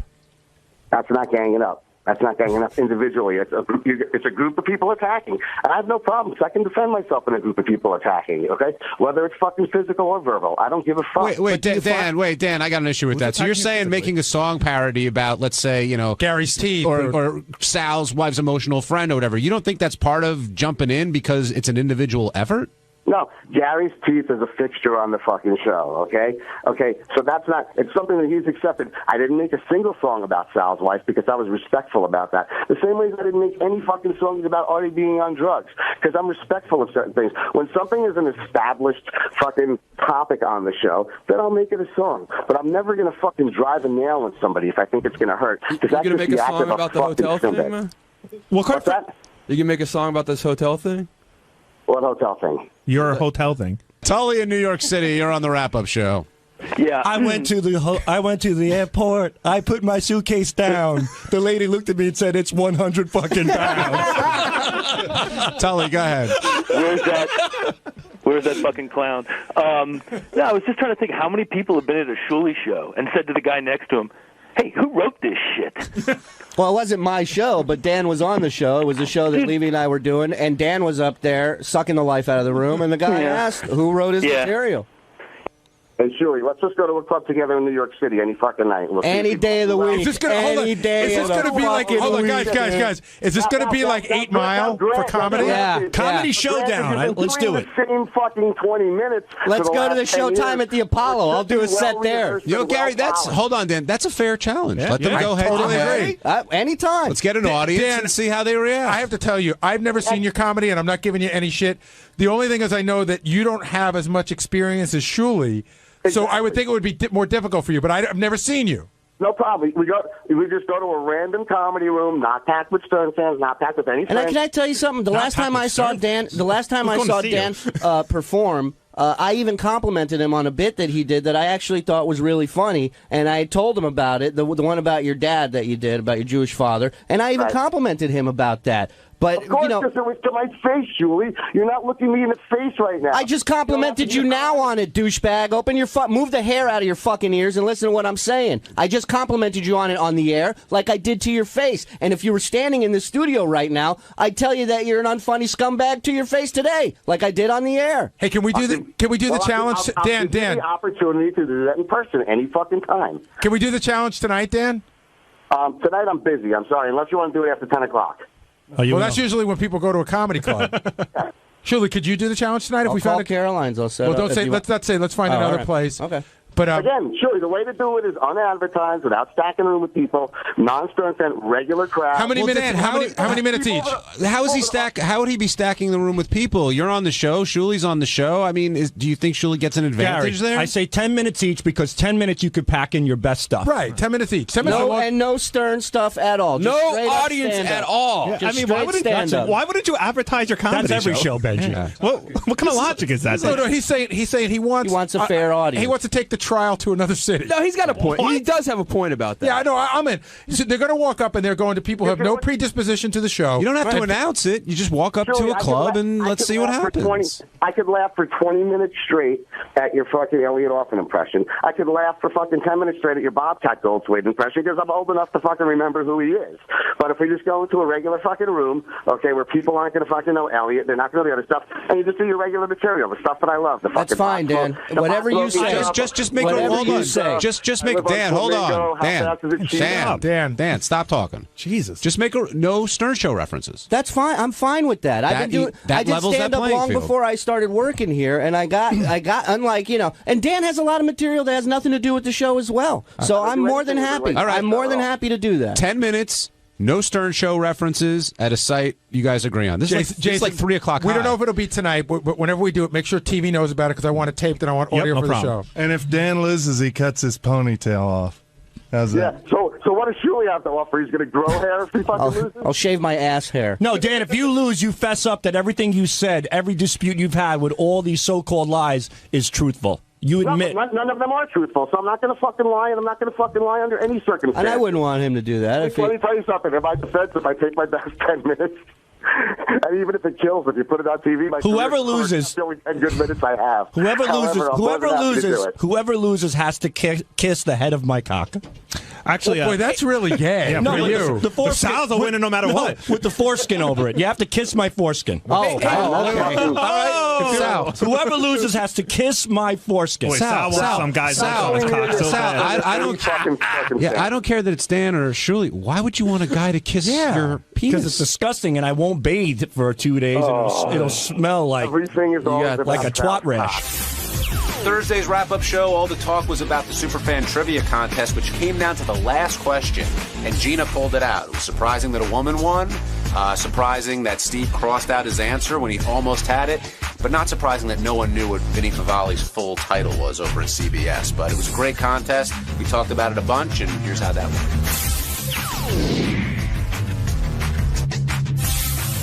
The Superfan Trivia Contest that was won by Gina, who it really came down to the last question, Gary, and she stuck with her answer, and I feel bad for Steve, who came in second place because he had it, and then he just let it go. Yeah, we should point out that when you see it on Howard TV, I have a monitor in my office. So when people were writing down the answers to their questions, the camera sort of pans across so you could see what everybody's doing. So I could see the answers that people wrote down before they revealed them. And Steve had written down the correct answer, and then Howard said, "Matt, what do you have?" And Matt, who was his competitor next to him, held up his answer. While he was holding up his answer, Steve, out of the clear blue sky, abruptly just scribbled off the right answer and put in the wrong answer. And Artie and I and Robin, we all saw it on our monitors, and we were like, "What are you doing?" But you can't yell it out because that's the contest. You got to go with your gut in those situations, I guess, and something overcame Steve. He thought differently, and it cost him. It cost him the big prize. Should have read the book Blink, where they tell you to go with your gut reaction. But what did you think of today's contestants? They were all really good. I could tell that, what was the guy from Boston's name again? Matt. I could tell that Matt was going to have Matt was at a disadvantage just because of his age. You know, it's just one of those things where you really have to have been listening to the show for a long time to run the gamut. But for a guy his age, I thought he knew a lot. He did very well, and I thought the questions, they didn't go necessarily that far back in Stern Show history. I mean, there was a question about Java and a couple others, but I thought he did well. But Steve and Gina both, hey, they know their stuff. I thought Steve was a slam dunk when I saw him in the green room. I had played him, I think, on Stump the Buoy, Beat the Buoy, and I beat him, but he was really, really good. But she was great. God bless her, man. She really kicked ass. And I've heard through people who work on the show here, I guess she's sort of in the inner circle of some of the Whack Pack and the Killers of Comedy. They say that her and her husband are like the nicest people you'll ever meet. Oh, good for her. Congratulations, Gina. Were you surprised that a woman took home the big prize, Gary? A little bit. I mean, I've met women who are big fans of the show, super fans, but there's just so few of them that, I mean, there are a lot of female fans of the show, but there are very few women who really, really know their stuff. And I just thought that guy, Steve, you know, he had a cockiness to him, and he just looked in a confidence. I thought he was going to be able to pull it off. Now, Matt from Boston said a couple of things I found compelling. One was how the pride he took in heckling Artie and getting Artie to notice him, you know, just being acknowledged. Do you encounter that as well? Like somebody, if they can get you to react to a Baba Booey, you know, the pride they take in annoying you in some instances? I guess. I mean, I only see the part where I'm annoyed. I don't know the pride that they take. I don't know if they go home and, you know, brag to their family. I think one of the most annoying ones, you know, I get it all the time, and sometimes it's a term of endearment, and sometimes people say it with like a thickness to it. They're like, "Hey, what's up, Baba Booey?" And you know, you could tell it's like that. But one of the most annoying ones is when I first moved up to Connecticut. I was in the supermarket, and the guy got on the speaker, and he's like, "Baba Booey, third aisle, Baba Booey," and I'm sure he went home and told his whole family, "I tormented Baba Booey today." That's so funny. I never heard that. That's very funny. Yeah, it was, and I'm like, I just moved up there, and I was like, God, I'm just trying to get, you know, lettuce and, you know, fucking whatever, avocados, whatever my wife wanted. With the family, or were you by yourself? I was by myself. But that's even weirder because I'm like walking down the aisles, and no one's reacting to it except for me. Like, nobody in the store knows even what that means. No, but the guy who's saying it over the mic sure knows what it means. So proud. So happy. And the other thing Matt said was how big of an Eric the Midget fan is, and he was just thrilled beyond belief to be able to speak to Eric on the phone. How did you think Eric handled those accolades that Matt gave him? Oh, the way he usually does, barely breathing.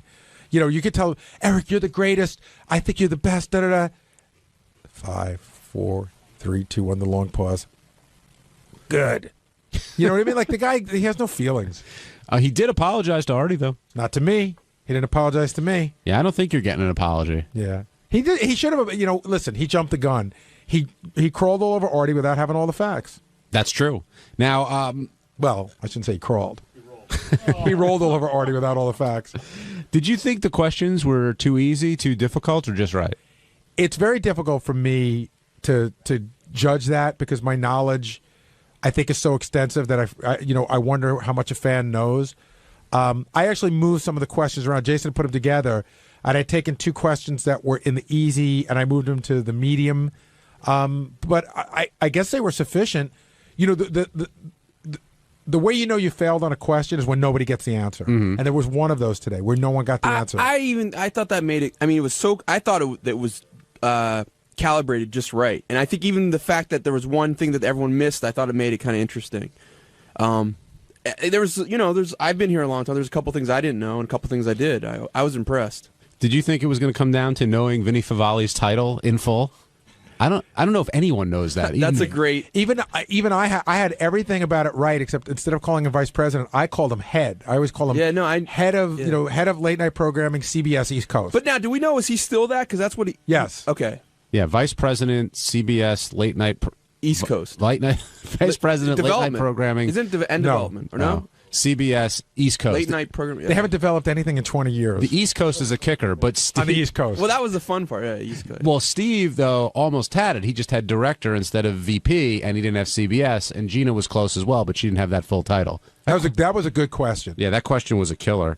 Were you worried that Howard was going to run out of questions? They kept getting them all right. Well, yeah, John, you and I were in the back. It got to the point where they were getting them right. John and I started trying to come up with some good questions just in case Howard said, what am I going to do? Because I hate it when he says, all right, we have nothing left, let's just split the money. It's a game. You should have a winner. Yeah, and these guys set the bar really, really high. And again, congratulations to all of them. I know we did it once on the show, but which staff member do you think would have done the best on this quiz today? Me. I really do. I mean, I think I go back the longest way, and I have a good memory about it. And I think, in fact, there was one question in there, and it was the only one I didn't know. It was one that we didn't use.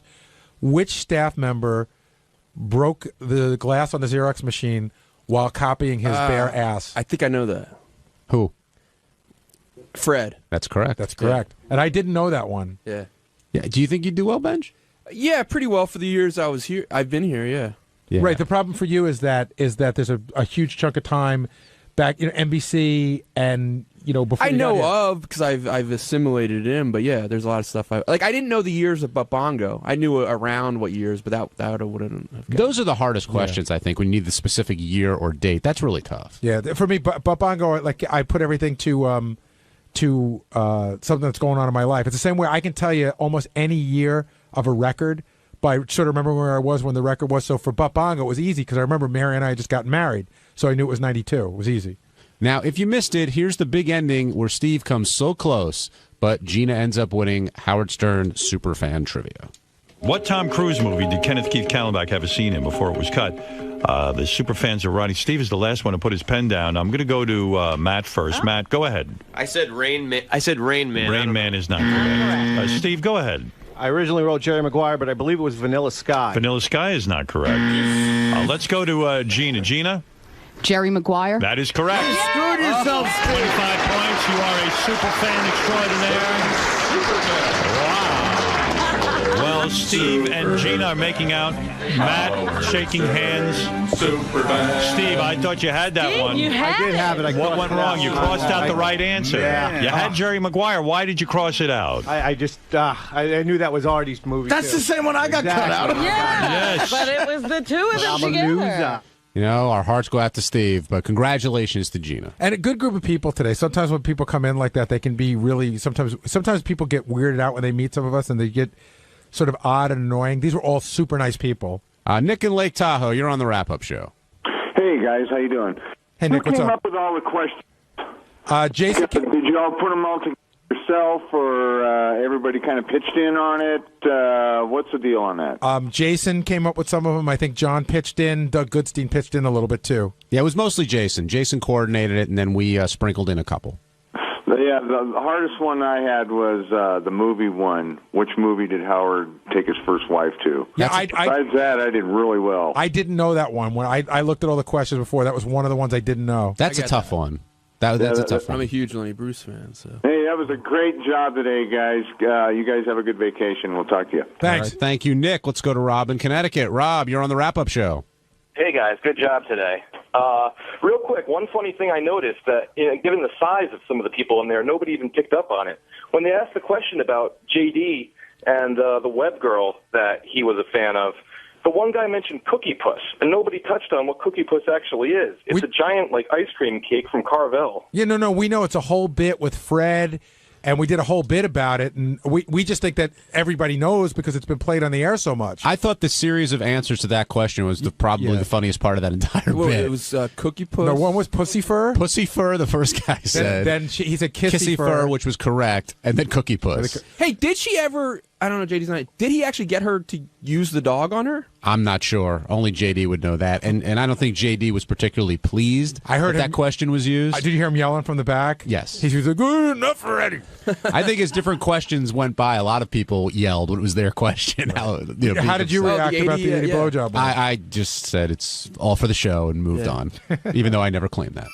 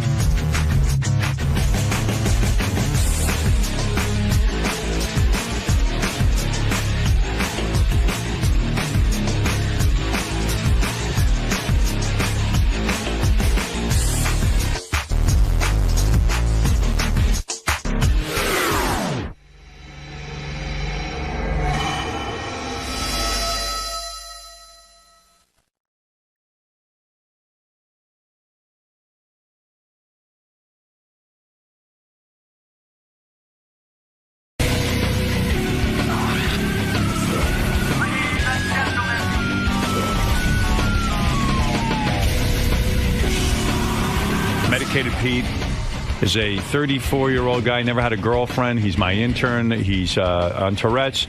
Let's bring Pete in. Where's he coming in from? Come on, Pete. Who knows? Who knows if we can find him? There you go. There he is. Medicated Pete. How What's going on, guys? Take a look at the girls. Don't look down He's at the floor. looking down. Poor Pete. He's so shy. What's up, guys? Hi, Pete. That's right, girls. Say hi to Pete. What's going on? Pete. What's up, man? Pete, are you Tourette'ing right now? I'm taking out like it's going out of style right now. You got 3 girls who have seen you. They understand you have Tourette's. They're interested in you. Pete, what are you thinking? Who do you feel the connection with? Out of all due respect to the 3 candidates who are on the show today, go ahead. I give the rose to Dinah. Dinah, you were contestant number 1. You're in a wheelchair. Dinah just wheeled out of here. I'm sorry. She left. I'm shocked. You're shocked. She left. Why Dinah? Well, I kind of feel that I have a connection with her. Kind of from that. From what, Queen? From the just the disability thing, you know. Let me just talk about Pete's date real quick. I'll give you the update. Pete, come on in. Hey, Dinah. Hello? Dinah? Yes? What was that? What? You were like this. I have to pee. Oh, you have to pee? I have to pee, yes. So why don't you go pee? Because I was waiting for you, but we Go can do pee this. now. I'm feeling too much pressure. No, it's okay. We can do this. Pee, well, listen. Are you there? Want to bring the phone with you into the toilet? No, it's okay. All right, Dinah. Yeah. Bottom line, I want you to be honest. Don't hold back. Hey, Pete, how you doing, man? What's up, guys? Wait a minute. I want to know from Pete if he had a good time on his date. Personally, I did have a good time. Okay. You had a good time on the date? Yeah. You guys went to lunch? You thought it went well? And we had a good time. You went to lunch? Yeah. You had some conversation? I was some conversation. Yeah. Then you guys rode the mechanical bull? You did. That was Dinah pretty did. fun. She did, too. She did? Yeah. All right, we got some film. We'll show that. We'll show we got some video. Yeah. All right, Because I Dinah. just wanted to know his perception of how things went. Dinah, Right. I really want honesty here. I don't want you to sugarcoat it. Okay. How did it go? Well, I did have fun on the bowl and stuff, but I have to be honest that it was really tough. Yeah, I could tell. I didn't watch the video. I listened to the audio of the video. Okay. And I'm sitting there going, there's no way this girl's going to be into Pete. There's no way. First of all, she's cute. Wait a minute. Let me ask you something. Did it start out with her being interested? Did he lose her interest or... All right, here's the bottom line. I'm going to teach Pete. This is good I got to hear these tapes because now I know how to work with Pete. Pete could have shit going on. Mm-hmm. Your perception was it went well, Pete? I thought so. Yeah. Yeah, I don't want him... I didn't want him to hear that there was any 'Cause- reservation on her part. I when- wanted to know what he thought. Right, I understand. Could now when you... Maybe I'm not seeing it properly. I don't Yeah, know. exactly. Because you were like... That was a good date. You saw her, you were physically attracted, and I don't blame you. I thought she was cute. And you were feeling even love for her, right? Yeah. Yeah. And you left that date thinking that you were going to get a shot with her again? No, I had kind of reservations. What do you think went wrong? I don't know. I can't really put my finger on it. See, now this is with your prompting. can't He's really now do that. seeing. See, I wanted to know. I understand from what you him wanted to know, but I have that- to cut to the chase. Yes, but I really Yeah. wanted to hear that he thought it was a good date. He He thought did. he had a chance. Yeah, he thought he had a shot. Yeah. You thought you had a shot. But I'm telling you, Realistically, no. I mean, it went horribly. I was listening to the audio. It was a terrible date. I'll tell you what, and I'll sum it up for you real quick. Because you haven't had a lot of experience. You're 34 years old. You haven't had a girlfriend. And Dinah, you tell me if I'm right. Yeah. Okay. You didn't ask her any questions, man. Yes. You know, yes. it's not your looks. It's not your affliction with the Tourette's.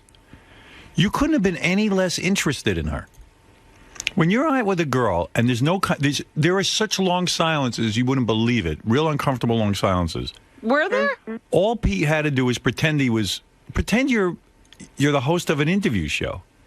And here's your subject, Dinah. And you're there to hear everything about her life. Right. All you had to say to her was, Dinah, I'm so interested in, your life.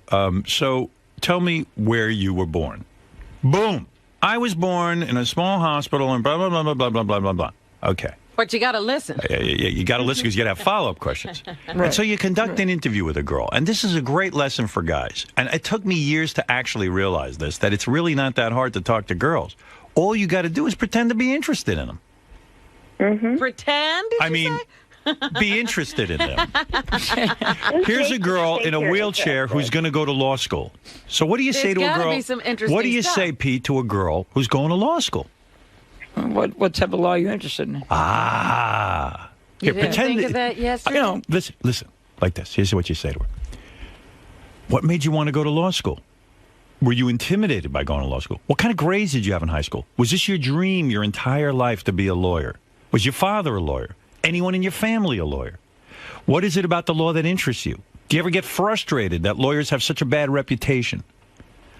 Dude. This would have been great conversation. Thanks. She would have been putty in your hand. She would have said, you know what? I finally met a guy who cares about me. You hear what I'm saying? What race would you most like to put in jail? Any question would have worked. Something, Artie. But, Pete, you didn't ask her a thing except you rehashed one time. It was getting so uncomfortable. He finally goes to her again, what kind of music are you into? Which is what we asked her on the show. You knew already. You should have even said, gee, I thought it was really interesting you're into Queen. Because, I've always wanted to see them in concert. Did you ever get to see Freddie Mercury live? Something. What concerts have you been to? Yeah. You went right back to the same question. What happened? You froze up, dude. I did. Were you interested in her? I did. I was just so nervous and man, you choked. It just you choked didn't on this go one. well. You know what, Pete? When you want something, you have to get over the nerve. Well, not only that, it got so quiet in there. All they were doing is eating. And Pete's, like Not most the guys who greatest are, eater. he's not the Music or greatest anything, eater. yeah. A lot of food flying all over the place. And right, Dinah? Yeah, that's just part of the food date is the messiness sometimes. But you would have been okay with it if the guy was really a good guy asking you questions. When girls say, I want to only meet a great guy, all they're talking about is some guy who wants to ask him a few questions. Mm-hmm. I'm telling Interested. you. Yeah. All right, I'll play you some of the tape here, Pete. Oh, this is brutal. Painful. Here we go. I'm not so sure I want to hear it. But No, it's good for you to hear. Go Because ahead. if I get you another date, you can't blow it like this. Any question, Yeah. like what kind of gravy would you like on your shirt? What? What you got, Pete, you ready to hear this? What? I'd rather go like this with chalkboard, but Go ahead. Don't you want to learn something?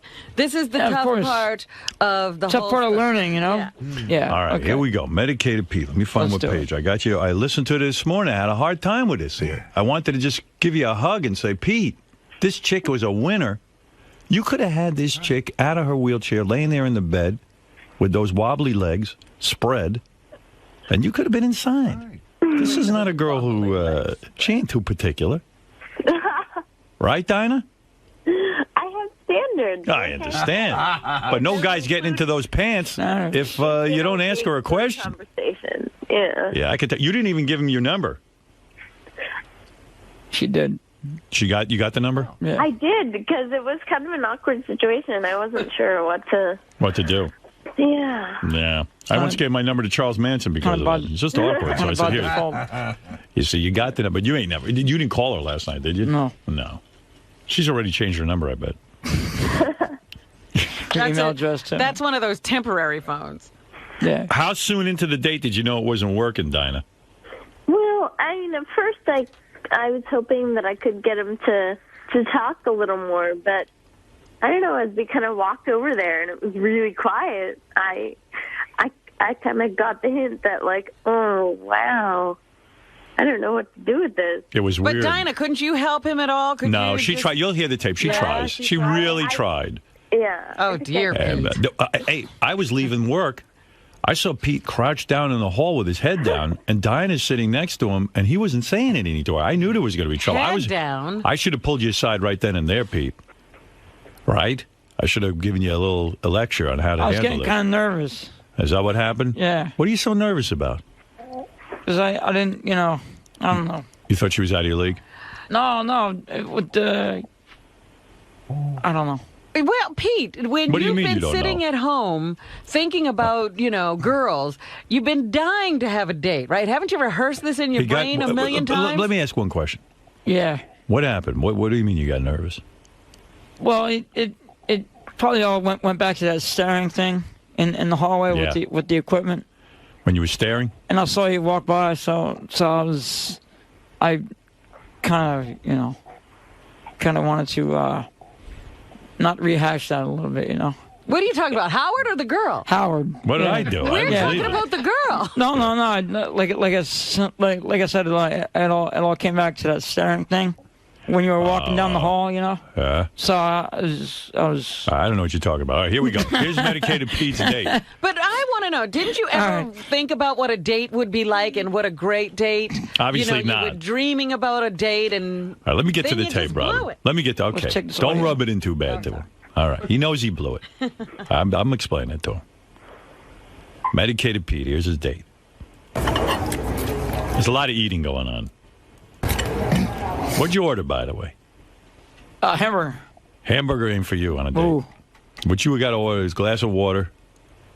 Tea. And tea. Tea and water. That's your meal. Not You even got soup. a pedophore. All right, here we go.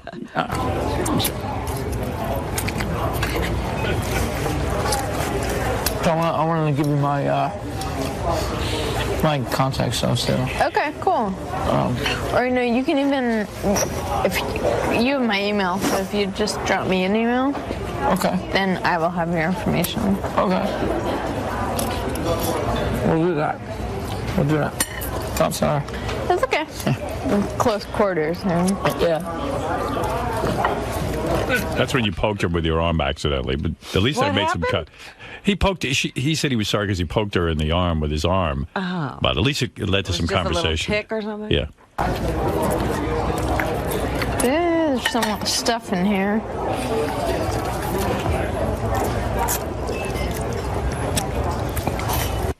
So, I mean, it was like that. Like she's eating and trying to get something. So here's some more. Hey, Howard. Yeah. I mean, this is making me sad to say. I think Pete's near tears. Oh, are you? Oh, Pete, you are? Oh, no. Oh, no. Pete, I'm going to get you a girl. Don't worry. This is a good... This was the warm-up. I was, Oh, dear. You're going to be fine. Come on, I mean, well, I mean, I don't know. I think... I know the whole conversation, but... You choked on But I it, guess not that's all. yesterday. Not yesterday. All right. Are you laughing or crying? If you start crying, I'm stopping this. I'm laughing my ass off. Oh, okay, good. I mean, only... Once again, Gary read the situation all wrong. Only just because I'm like, No, we all did, Howard. The TV guys, too. Oh, okay. Well, I'll stop talking about it. I don't want to make you feel No, bad. I mean, Pete, do you want to learn? I feel better. I want to learn from this. Come on, Rob. Wouldn't you want to hear every shit date you've been on back on tape? If you want, I'll bring JD in to make you feel better. This is good. In front of millions of He's people. worse on dates than you. This is good, though. JD's like this. I've been on dates that make this look like fucking Cinderella and the Same Prince. book. No, come on. At least you're better off than JD. Right. JD's like this. I don't care. Whatever. I don't know. What? Listen to me. I got the solution for you. I'm going to fix you. Don't worry. This is going to happen. Do you think there's no chance with Dinah anymore? Oh, no. The Dinah's gone. You don't want another date, Dinah? I could not do another day. It was a lot of work trying to, Yeah, she did. keep the conversation going the whole time, and I just don't think I could do it again. I hear That's you. rough. Dinah just put a faster motor on her wheelchair. Yeah. She got out of town here. Do you have roommates or? No, I actually living at a home right now. Oh, okay.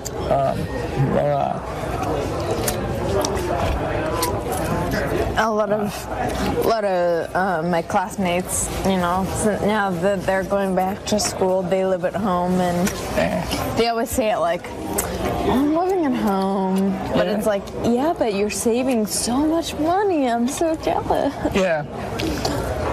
That's That's a good thing about it, though. Yeah.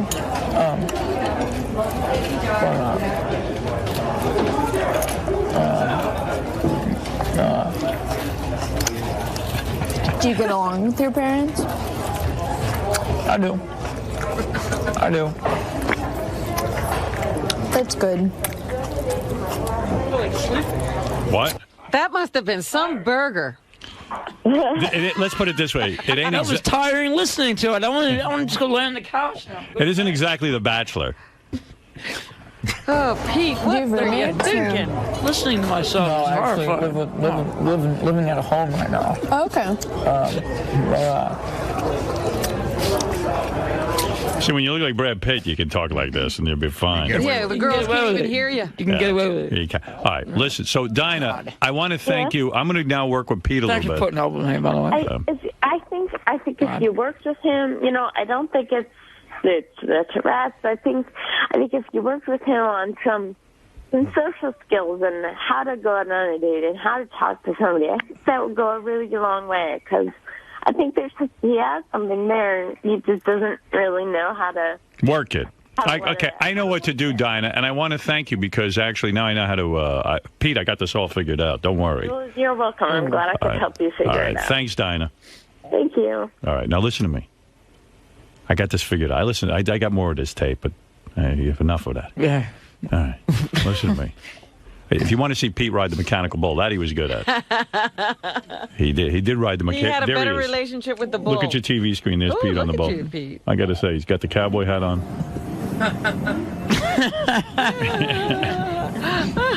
That I got to admit, you did well. There's some place like that in New York.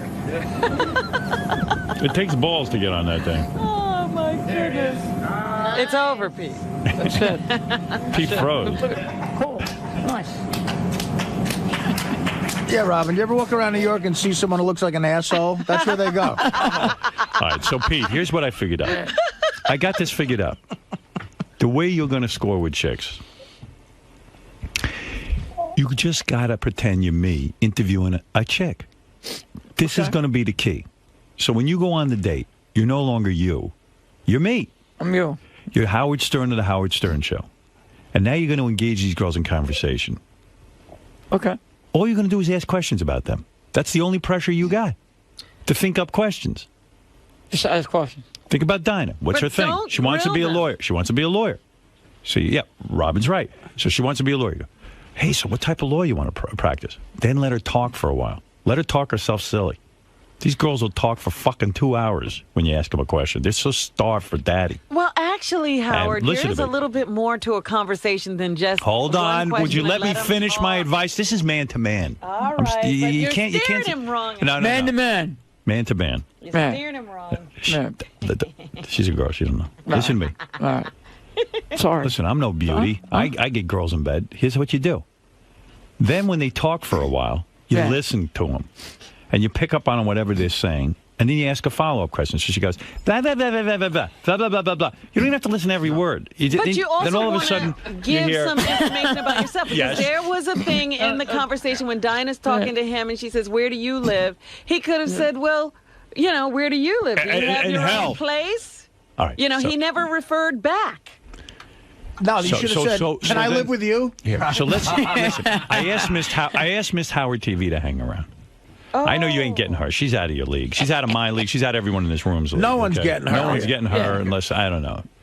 Unless you're 49 and rich or something. Kind of effeminate. Right. She's going to come in. I'm going to ask her to role play. I'm going to say, hey, you're on a date with Pete. Ask her about herself. And stick to that. And then, like Robin says, okay, she says something like, you know, oh, yeah, I once interned for a TV show. Oh, yeah, I really enjoy my internship, you could say.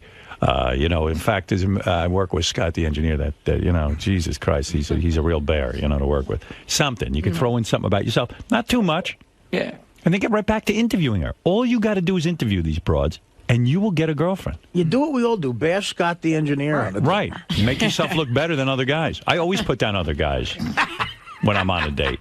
I always go, oh, that guy's an asshole, this kind of thing. Oh, yeah, Ganji's fat, sick all the time. Fred doesn't say anything. Benji, I don't know what he does. You know, that kind of thing. People. Yeah. You understand? Oh, Artie's on heroin. Fucking mess. If I even see that a girl's a little bit interested in Artie right away, oh, he's such a mess. I mean, he's involved with that mother and the sister and the heroin. And, even if there's a chance. Right. Even, yeah. I mean, I'm not going to make any other guy look good. All right. You're God's gift to the world. These girls just don't realize it. Why do you think we're here? Yeah. You understand what I'm saying? I understand. So when she walks in, become a new man. You're on a date with her. Where is that Miss Howard TV? Bring her in here, Ganji. All right? Let's pretend I never interviewed her. I need you to help me with an experiment. Look at this brush roll. Yeah, all right. I'm Howard Stern. Well, you're you. Right? Don't tell the girl you're Howard Stern. She'll have you committed. All right. Her name is, what is your name again, please? Rebby. I can't remember. I think it's Reby. Right. Her name's Rebecca. I need you to help me with an experiment. I don't know how much of this you've been listening, okay? Yeah, I have. Okay. I'm trying to train this guy to at least have a conversation with a girl. Okay. All right? You're pretty intimidating, this and that. Would you pretend you're on a date, a dinner date, and he has to talk to you? Sure. All right. Thank you. Okay. Okay. Hey, Pete. Reby, how you doing? Rebby, how are you? You're very beautiful, by the way. Thank you. That's very sweet. You're welcome. So what made you get into this penthouse thing? I've never done penthouse. All right, give him a chance. He's warming up. This is all new. Go ahead. I've done Playboy though. You like this whole modeling career then? Yeah. Yeah. What made you want to do it? I thought that modeling was a way to be able to travel. I really like traveling, so. I'm no freaking model, I can tell you that much. So I have to give you credit for that. That's okay. I'm sure we'll have other stuff in common, right? Could be. What do you like to do? Kind of interesting, you know. I'm kind of a guy who likes to chill out. Go look at sporting events and stuff, and listen to music. Just ask her questions. Now you're getting caught up in you, and that never goes well. Yeah. You have nothing going on. So what do you like musically and stuff? I listen to a lot of classic rock. I like Queen and the Beatles. Let me ask you, why are you always asking about music? Yeah, that's just one question. Forget the music. And I know you like YouTube. Listen, I got to play a piece of his date. Hold on a second. I got to interrupt. Listen, again with the music. Every minute with the music. Listen.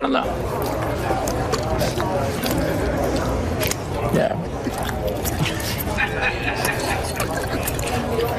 This eating ain't pleasant. He's got to learn how to chew with his mouth closed. Lion on the show. You into classic rock? What was that? Type of music. I like Queen a lot. I like Talking Heads. Her too. I don't know. I don't think I call myself a classic rock fan, but I don't know. I don't really have genres that I like. I just have like individual. Yeah. You know, but I don't know. Anything you can recommend to listen to? Well, like I said, I'm a big YouTube fan. So especially a couple albums. Which ones? Because they have a lot.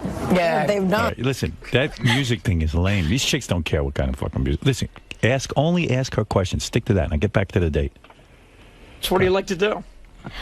Like to hang out and stuff? And I don't usually go out, but I like to go to Giants like games. to drink? Do I? You're not listening. Yeah, you got to let her finish the question. Let her answer and then respond. Yeah. I'm not a big drinker, but I like to go out occasionally. Do you like to drink? I like to go out. Not so much drink, but, Okay. What, Yes, you ran out of questions, didn't you? what else are you, what else are you going to do? No. Listen. Oh, listen. my Listen, she's you good. got to say to her. You could have said to her like this. Ready? Hey, I heard you talking to Howard before. That whole thing with your parents. How do you get along with them after they committed you to a hospital? She'll talk for fucking 20 minutes. That's true. She's waiting on load. She needs someone. Do you think anyone's listening to her? These guys all want to get in her pants. You're listening. And you spoke over a key thing. She said she likes to go to Giants Yeah. games. A hot chick who likes Giants games. Get into... All right, listen to me. We got work to do. Oh, you got to do a lot of rehearsing with Pete. Yeah, you're going to get there. You were One doing rehearsal better. is He was not doing gonna better work. with her than the other day. But it's still like a rat-a-tat-tat. He's just asking questions. Yeah. He doesn't care what she's saying. Ask her how many sacks Tiki Barber had. I was I'm not- waiting for that. I'm not in the room anymore. I'm going to send you back to your date with her. Okay. This beautiful Rebbe. Now, go ahead. So what made you become a Giants chick? Why do you like the Giants? Now, you don't have to sound so angry about it. I was born in New York, and it's my favorite pastime to go to games and stuff. So you just decided to venture out to the stadium. That's pretty cool. Thank you. That's pretty cool. So why were you in a Looney Tunes bin? Why the fuck are you into the Giants? That's pretty cool. Pretty cool. Why does your mother think you're nuts? It'd be kind of cool if she actually agreed to go out with you after this. Pete, But it ain't happening. what I are don't you really interested in? think. Yeah, what do you like to ask girls about? You interested in her at all? Just about them, you know, about like what you know. You know, here you are, you're a lonely guy, right? You finally got a girl. Let's ask her a few questions. Yeah, what do you really want to know? You got big tits? Well, looking at me, is there anything that makes you curious? That Oh, jeez. hey now. Oh, yeah. I'm real curious, I'll tell you that. Pete would be like, can I touch you? Are you real? Pete, all I'm saying is you got to give this some thought. Yeah. I think you're on your way. These girls are telling you you're not hideous. They're not saying it's your looks. They're not saying it's your Tourette's. It's you. They're saying you're not asking me questions. I figured it out for you. Now all you got to do is pretend to be like a lawyer and they're on the witness stand. Ask them a couple of questions. No, that's what he's doing now. But he's got to listen. See, that's Nobody the thing. wants to be interrogated. It's so hard to listen to a chick. It is. Just That's concentrate part on of what it, I'm saying. dude. Part of the exercise is today, because I'm going to set you up with another girl at some point. I'm going to. Okay. Don't lose faith. We're getting you laid.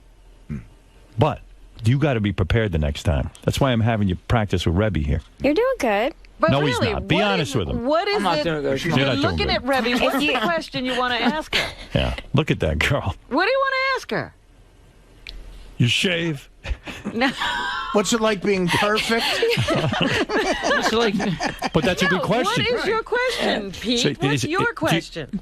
Say what's it some- like being you? I mean, how do you go about your daily life being so attractive? How about saying this? That's a good question. All What's right, the good. day in Okay, your all right. I'm life? sorry. I didn't mean to step in. Yeah, okay.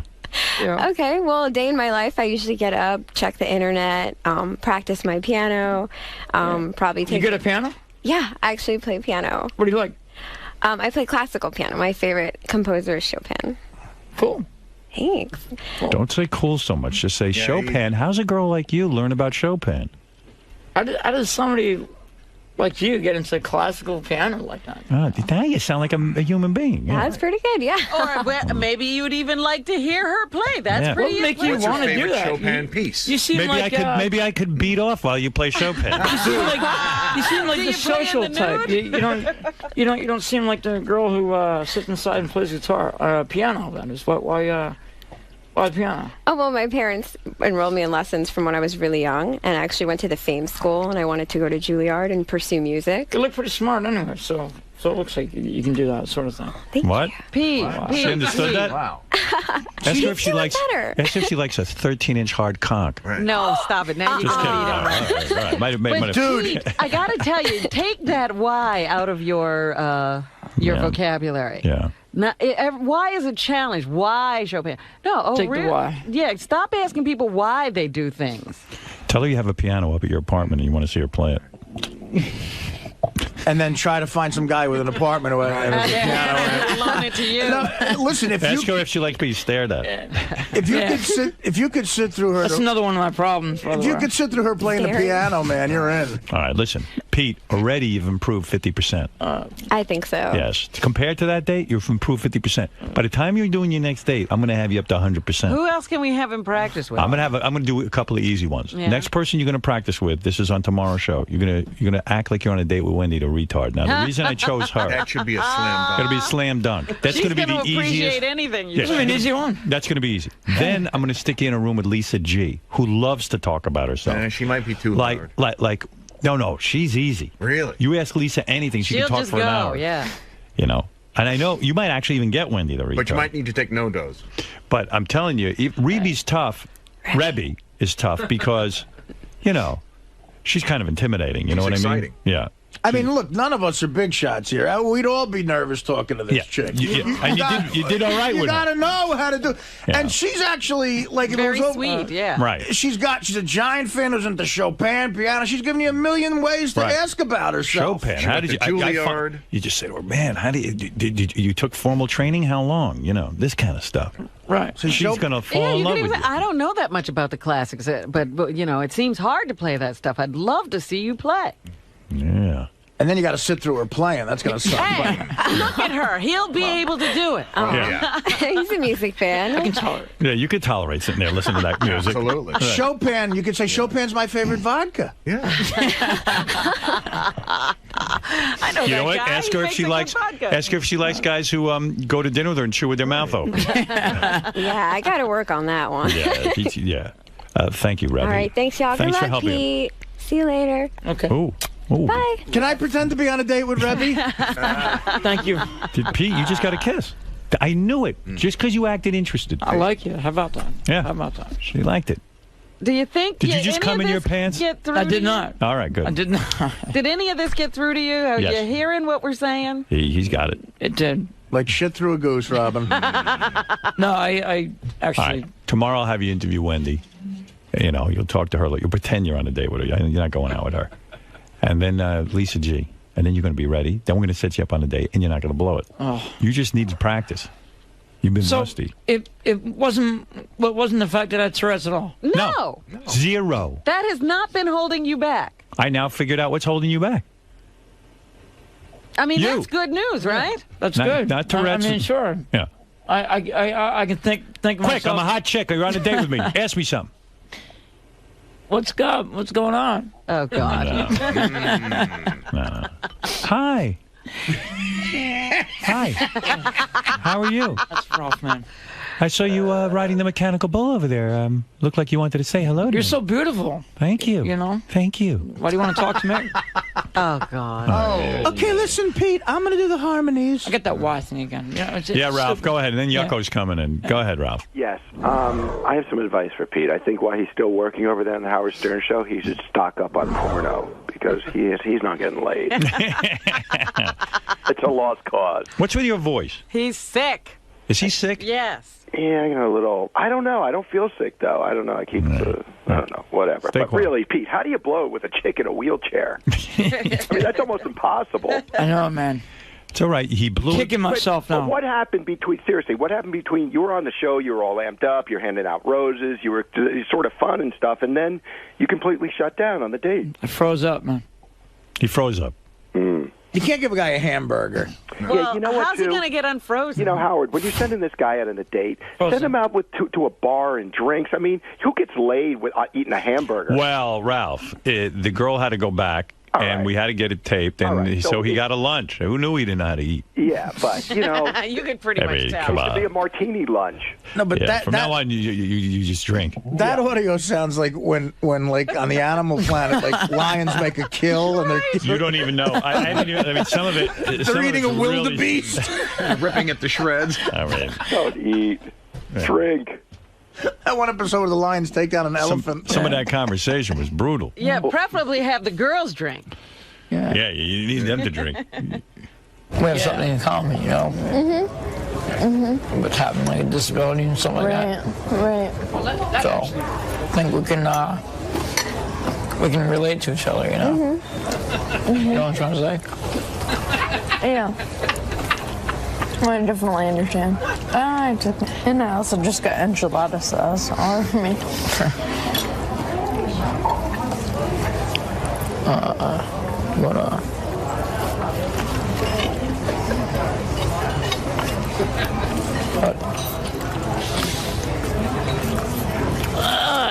So you said you were diagnosed when you were like 10? 10 years old, yeah. Wow. Yeah. What did you think about it then? Was it hard, or did you not really? Nobody really knew what it was. Yeah. So, yeah.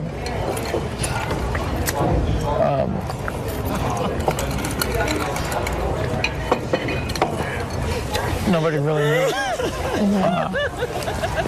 I thought it was like schizophrenia or something like that. All right, listen to me. I need a drink. You're on the. You got it. You're almost there. That's great to listen to. That's fantastic. It's fantastic. Listen to me. This ain't gonna be easy. That might be the funniest. But are you crying? I'm laughing so hard I can't take it. The missing thing is booze. That's so great, man. Pete, listen to me. Oh God. You are a charming guy. I love you. I want to see you get. But I do. I've really learned to love you because when you first came here, I didn't know you. I didn't know what the fuck your story was. And then I got to know you, and I love you. You are a charming guy. You just got to have some confidence. What is your evidence? And what did you say, Robin? I said, what is your evidence of that? What did she say? What is your evidence of that? As she's twirling uncontrollably. Oh. What do you want? Sal's got advice? You can't beat. I think I got something good. How about we give Pete an earpiece and feed him the lines? No. He's got to learn to fly on his own. Impossible. He's got 2 broken wings. Cyrano de Bergerac over here. Put him in a cage? All right. Listen, No, Pete. really, you're telling Pete he's a charming guy. What is your evidence? Because I've talked to Pete on the show, and I know he's a good guy. And he is going to... We heard the real Pete. There is a girl for every guy. Pete, tomorrow you're going to be on a pretend date with Wendy the retard. We're going to start out slow. You're going to ask her a couple of questions. That's going to be... You talk to her. Okay. That's all you're missing. It wasn't your Tourette's and it wasn't your looks. That's the good news. That's the good news. Her interests will be different than Rebby's. Right. Yes. Yep. That's okay. All right. What do you like doing? It was a first date. Can I make another suggestion, Howard? Don't keep asking what kind of music she likes. I hate to say this, it sounds a little scummy, but you got to lie your balls off, too. That's you right. gotta bullshit. Absolutely. Sal's got it right, Pete. No girl would be with me if they knew the real me. You gotta lie your balls off. Right. And they believe it. Is that what you got to do? Yeah. Yes. His wife knows He is the real right. him now. Yeah, look at his poor now wife. His She's wife, trapped. his wife married him. He got the real Sal now. And she wants to fucking kill him. She can't get out. Right. Look at Benji. Benji gets laid, right? Yeah, Benji gets laid. You're better looking than Benji. I was at a strip club one night, Howard, and this beautiful girl, Pete, I swear to God, I swear on my children, she comes up to me, I see Benji throwing the raps on the chicks. Right. All of a sudden, this beautiful stripper comes up to me, and I want to brag on Benji's behalf. I even want to bullshit for my friends to get him laid. And I point to Benji, and I say to the girl, hey, do you know who that guy is? She goes, duh. He wrote Madagascar. He's good. He's good. Benji could teach you. And that was it? Yeah, that's it. It was in? Yeah. I came up with the part where the thing says, I got to move it. That's my favorite line. I once made out with a chick in L.A. She was a German chick. I told her I wrote Jurassic Park. Yeah. Yeah. Just Even like I see, like you played down to him? You like to wear military outfits. Tell them you're in the Army, and you know. So you play down to him? Special Forces. Anyway, I got to get to Yucko. One more line of bullshit. You know what I do too, Pete? You have to do? Put fake celebrity names in your BlackBerry, and then have your buddy call that number. Like I put Lars Ulrich in my BlackBerry. So if I'm hanging out with a chick, my phone rings and go, oh, it's Lars Ulrich. You're talking advanced stuff. Real advanced. Lars Ulrich. You're talking grand larceny, Sal. Quick question for you, Pete. So the guys are telling me that you went to do a comedy show with Shuli, and there was a girl there, and she was talking to you, and she wanted to take you home to her house. What happened? She, apparently she liked my stick. No, but why didn't you go with her? What? I probably blew it. No, but I mean, but what made you, like, when she said, hey, let's hang out, let's go, what went through your mind? I think she might have been playing around or kidding around or something like that. Nobody thought she was. I did, though. Huh? Right. Yeah. Yeah. He could tell me. I blew it.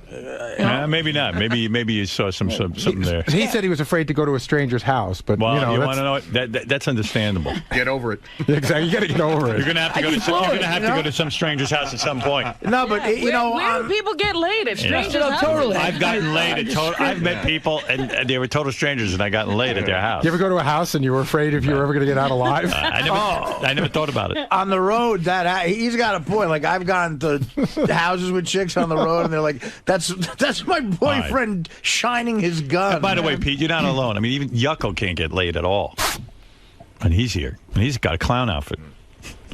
He's happy. Yeah, look at his handicap. Right. All right. So anyway, you'll be all right. You've got to learn to ask questions. That's it, and you will be on the road to getting laid. Okay. That's my advice. All right. I see it as a positive. I will take that and. All right. Yeah. Thank you, Pete. You know, it's a good bullshit when she says Chopin makes it. You go, mine is Stravinsky or something. Like, when you do the pretend date with Wendy the retard, first question, what's it going to be? Why are you the way you are? No. Why again? Too vague. Why? Too vague. Why? You think she's retarded? She can't hey, I heard. What are you into? What are you into? No. You go like this. Hey, Wendy. I heard on the show you like to stick tomatoes up your ass. Oh, God, help. Why do you like that so much? See, that's crazy. That shows you know something about her. Howard, why are you? You're going to keep him from ever getting laid. No, I'm not. You are. What's it like when a tomato's in your ass? Does your bush have any shit in it? Yeah. Don't listen to them, please. I know that Wendy's nobody to practice. I hear your enormous bush sometimes gets shit caught in it. By the way, Pete, you're getting advice from guys who never get laid, so don't just realize. We just think we're a little better than you. Dude, not much, but a little better. We're on the radio. Yeah. No reason I get laid. I got this job. Trust me. Get us laid. I wasn't getting laid either. But guess what, Pete? You're on the radio. Yeah, so now you got something going on. Right. All we got to do is tune you up a little bit, and you'll be getting laid. Slight tune up, and you're there. Okay? You hear what I'm saying? I'm actually kind of impressed that none of this is about my Tourette's. This is cool. Tourette's isn't your problem. You have other problems. Because listen, quick, 2 seconds. I've had this problem all my life with the Tourette's getting in the way of everything. So this is cool that I'm actually looked at as being like a normal guy. That's awesome. Honestly, I'm not even sure you have Tourette's. It doesn't seem like you all that much of a Tourette's. You don't yell out dirty words or anything. It could be a lot worse. Yeah, you could be one of those maniacs who yells out the N-word when you're in a room full of black people. Could be, yeah. Yeah. So, you ever see these guys? A guy walks in a room full of black people and says, nigga. That's Sal. I mean, that's crazy. You know what I mean? So, honey, who's your favorite composer? Guinea! So, you're way ahead of the game. All right, now get out of here because I can't spend the whole show on you. Yeah. Oh, we could, but... I mean, we could, but I promise Yucko we go until 5. All right, man. All right, thanks. Talk to you later. You'll be all right. Don't worry. I love to hear him eat. Let's think of more reasons to get Rebby back in there. Aw, that was fun. How do you think Pete did? He's cute. He's just really shy. I think he needs to work on making girls feel more special, because girls are easy to please. I think he'll do all right. Howard's a good coach, sometimes. For the most part. Was he making you feel awkward? Pete? Yeah. No. He cut me off a few times. Yeah, he doesn't listen. That's okay. Pete, so the date didn't go too well. Didn't go well, but I got a lot of good advice from the big guy in there. Yeah, what do you take from this advice? What are you going to do differently? Well, I'm going to apply it. You know, I'm going to definitely come back with the positive, more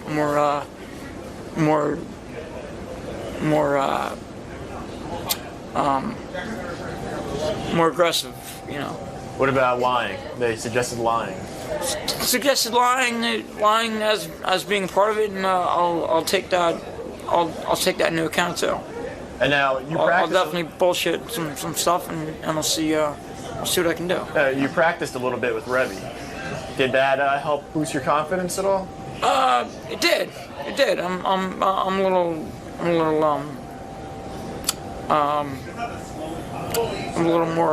more confident now. Yeah, so. Howard said you're now he thinks you're like halfway there. Yeah, it seems like I can ask the right questions, you know. And fucked up, Pete. It seems like I fucked up.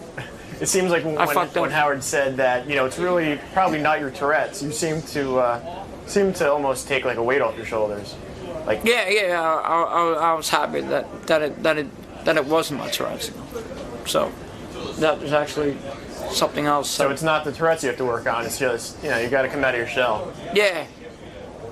Yeah, and I think, you know, there's a chance there, you know. And you have some more. You have another practice session tomorrow. Yeah. With Wendy. Yeah. So we'll see tomorrow how that goes, you know. Practice makes perfect. Yeah. All right, man. I wish you luck. Yeah. No problem, man. No problem. This is Medicated Pete, and I'm about to embark on my date. On the date. So. You ready to go? Peace out. Let's go. All right.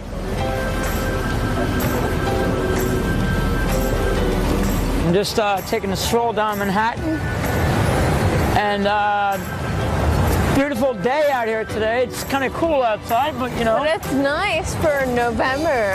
Yeah, it's actually nice out. It's not too cold, so you know, working out. In Philly, it was like 70 degrees yesterday. Thank you. You gotta. Yeah. You good? Thanks. Yep. You're welcome. All right.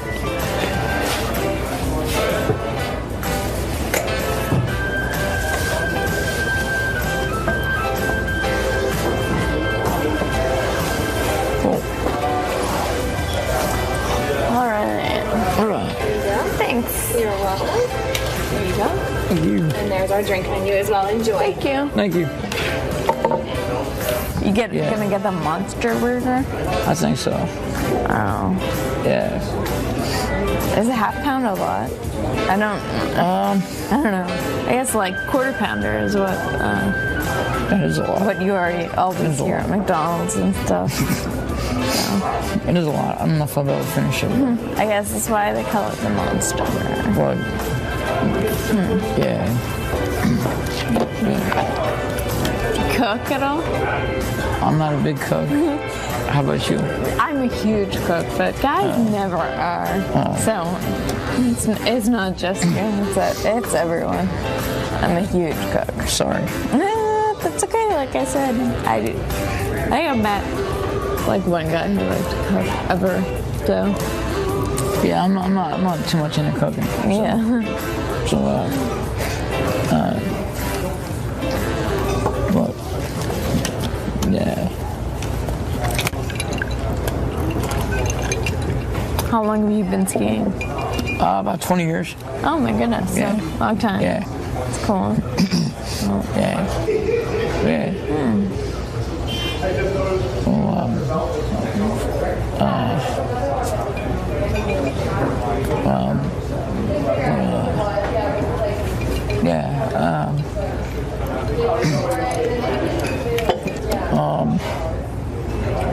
It's like a monster burger. Monster burger? You want it medium well? Yeah. You want cheese and everything on it? You have like splits? We have pepper jack or American or cheddar. American Zoom. Okay. Yeah. We talked about some sort of vegetable thing, because I'm vegan, so. Okay, do you want the vegetable burrito? Yeah, I think so, except with none of the sour cream and cheese. Okay, sure. Anything dairy. You got it. I went to a huge school, and I really enjoyed it, but now that I'm in the smaller environment of law school, I like that a lot. Yeah. So. Yeah. But I think when I was coming out of high school, I just wanted to be, like, anonymous for a while, you know? Yeah. Yeah. But, Man, this is giant. What's up? This is giant.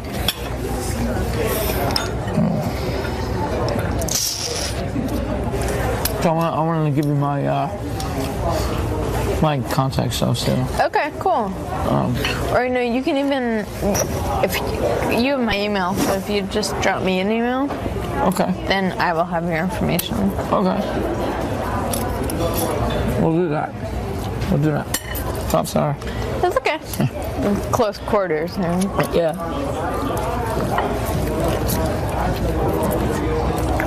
Do you have roommates or? No, I actually living at a home right now. Oh, okay.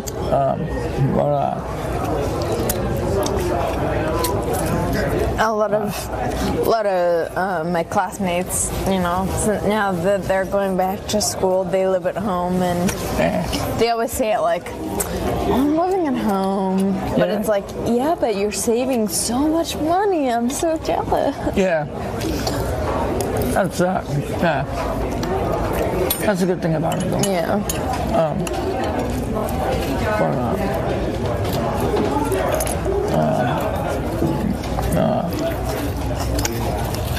Do you get along with your parents? I do. That's good.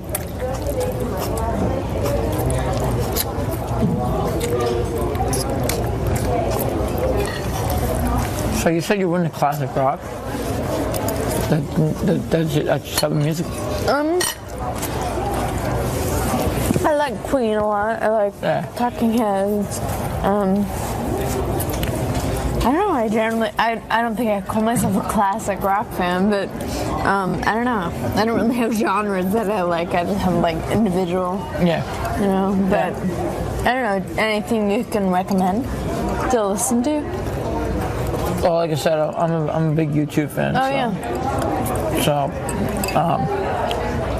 especially a couple albums. Which ones? Because they have a lot that they've done, right? Yeah, but two of my favorite albums are Joshua Tree and Octune Baby. Yeah, probably two of their better albums. Okay. Is there like stuff from those that I would recognize, like songs that I would know? Yeah. I will check those out.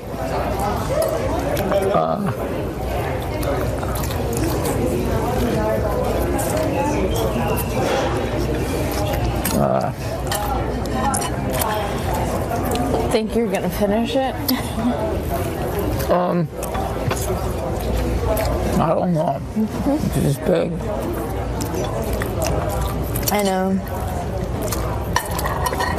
Yeah.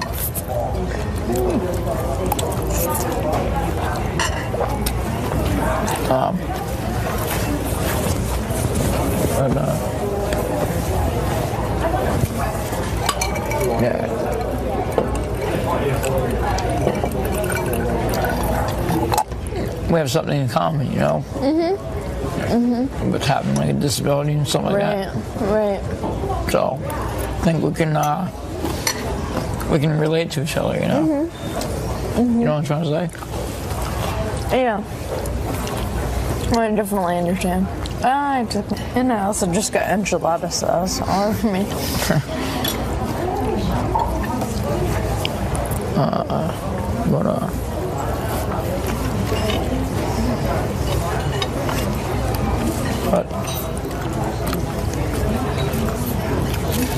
How you guys doing? Hi. How's lunch? Lunch is good. Lunch is great. You guys gonna want to ride the bull?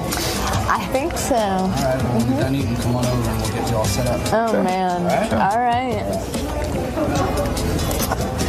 Oh, wow. I think this might have been a better idea before we ate. You've done this beforehand, huh?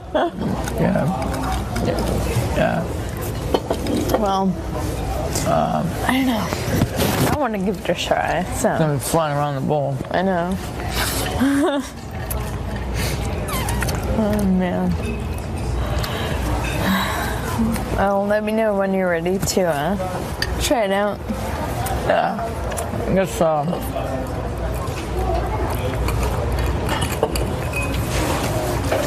we can go give it a shot.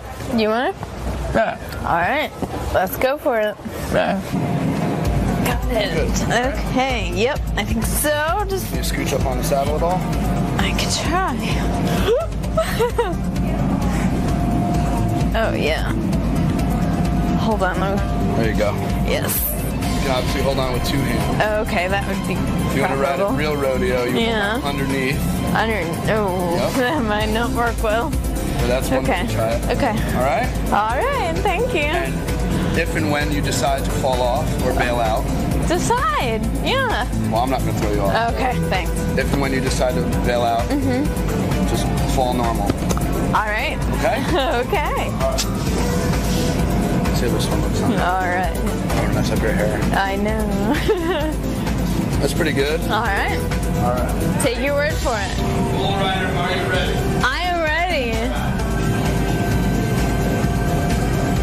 I can deal with this. Right? I'm doing good.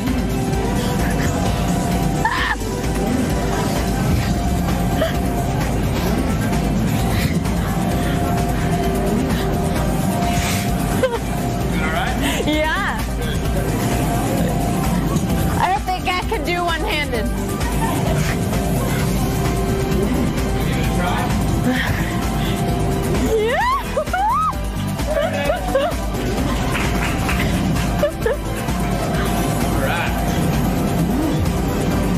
Not bad.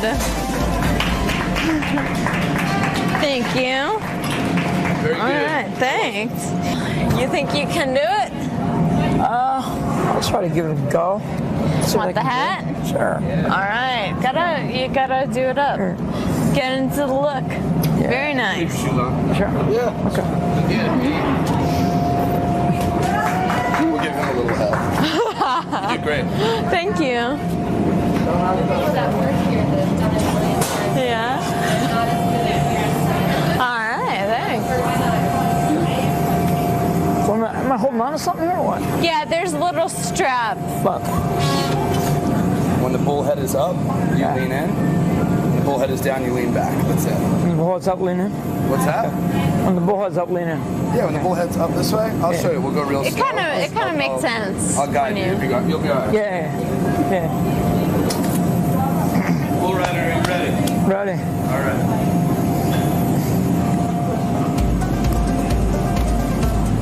So I'm going to send it up, and that's going to lean forward, and now you're going to lean back. There you go.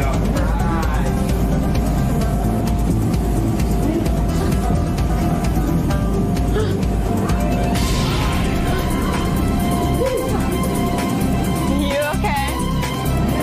You're doing great. Try one hand. There you go.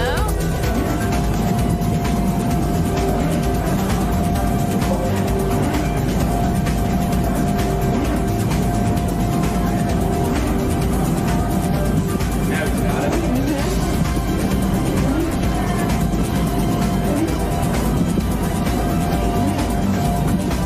There it is.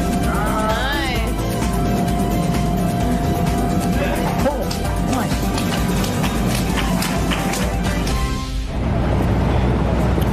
So we just finished our date here in Midtown, and everything went well on my part. I had a good meal and did a little bull riding, which was fun. And did you have a good time yourself? I did. It was good. Did you have fun? I did. I did. All right. I did. It's definitely cool. Definitely cool.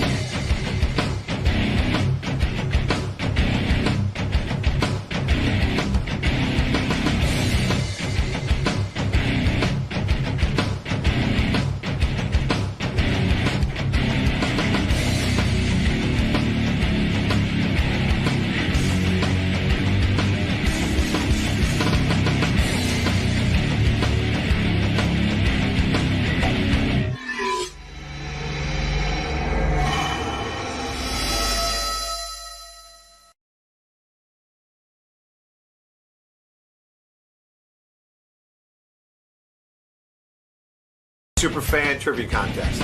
Guys, are you ready for this? Oh, yeah. Oh, I'm absolutely pumped. Been listening all my life. I'm ready. I'm ready. We're a little worried about my age, but I'm ready. Anyone nervous? I'm very nervous. Why are you nervous? Just being in the studio with Howard. You think it's going to be tough being in front of him, in front of Robin, Artie, all the guys? Yeah.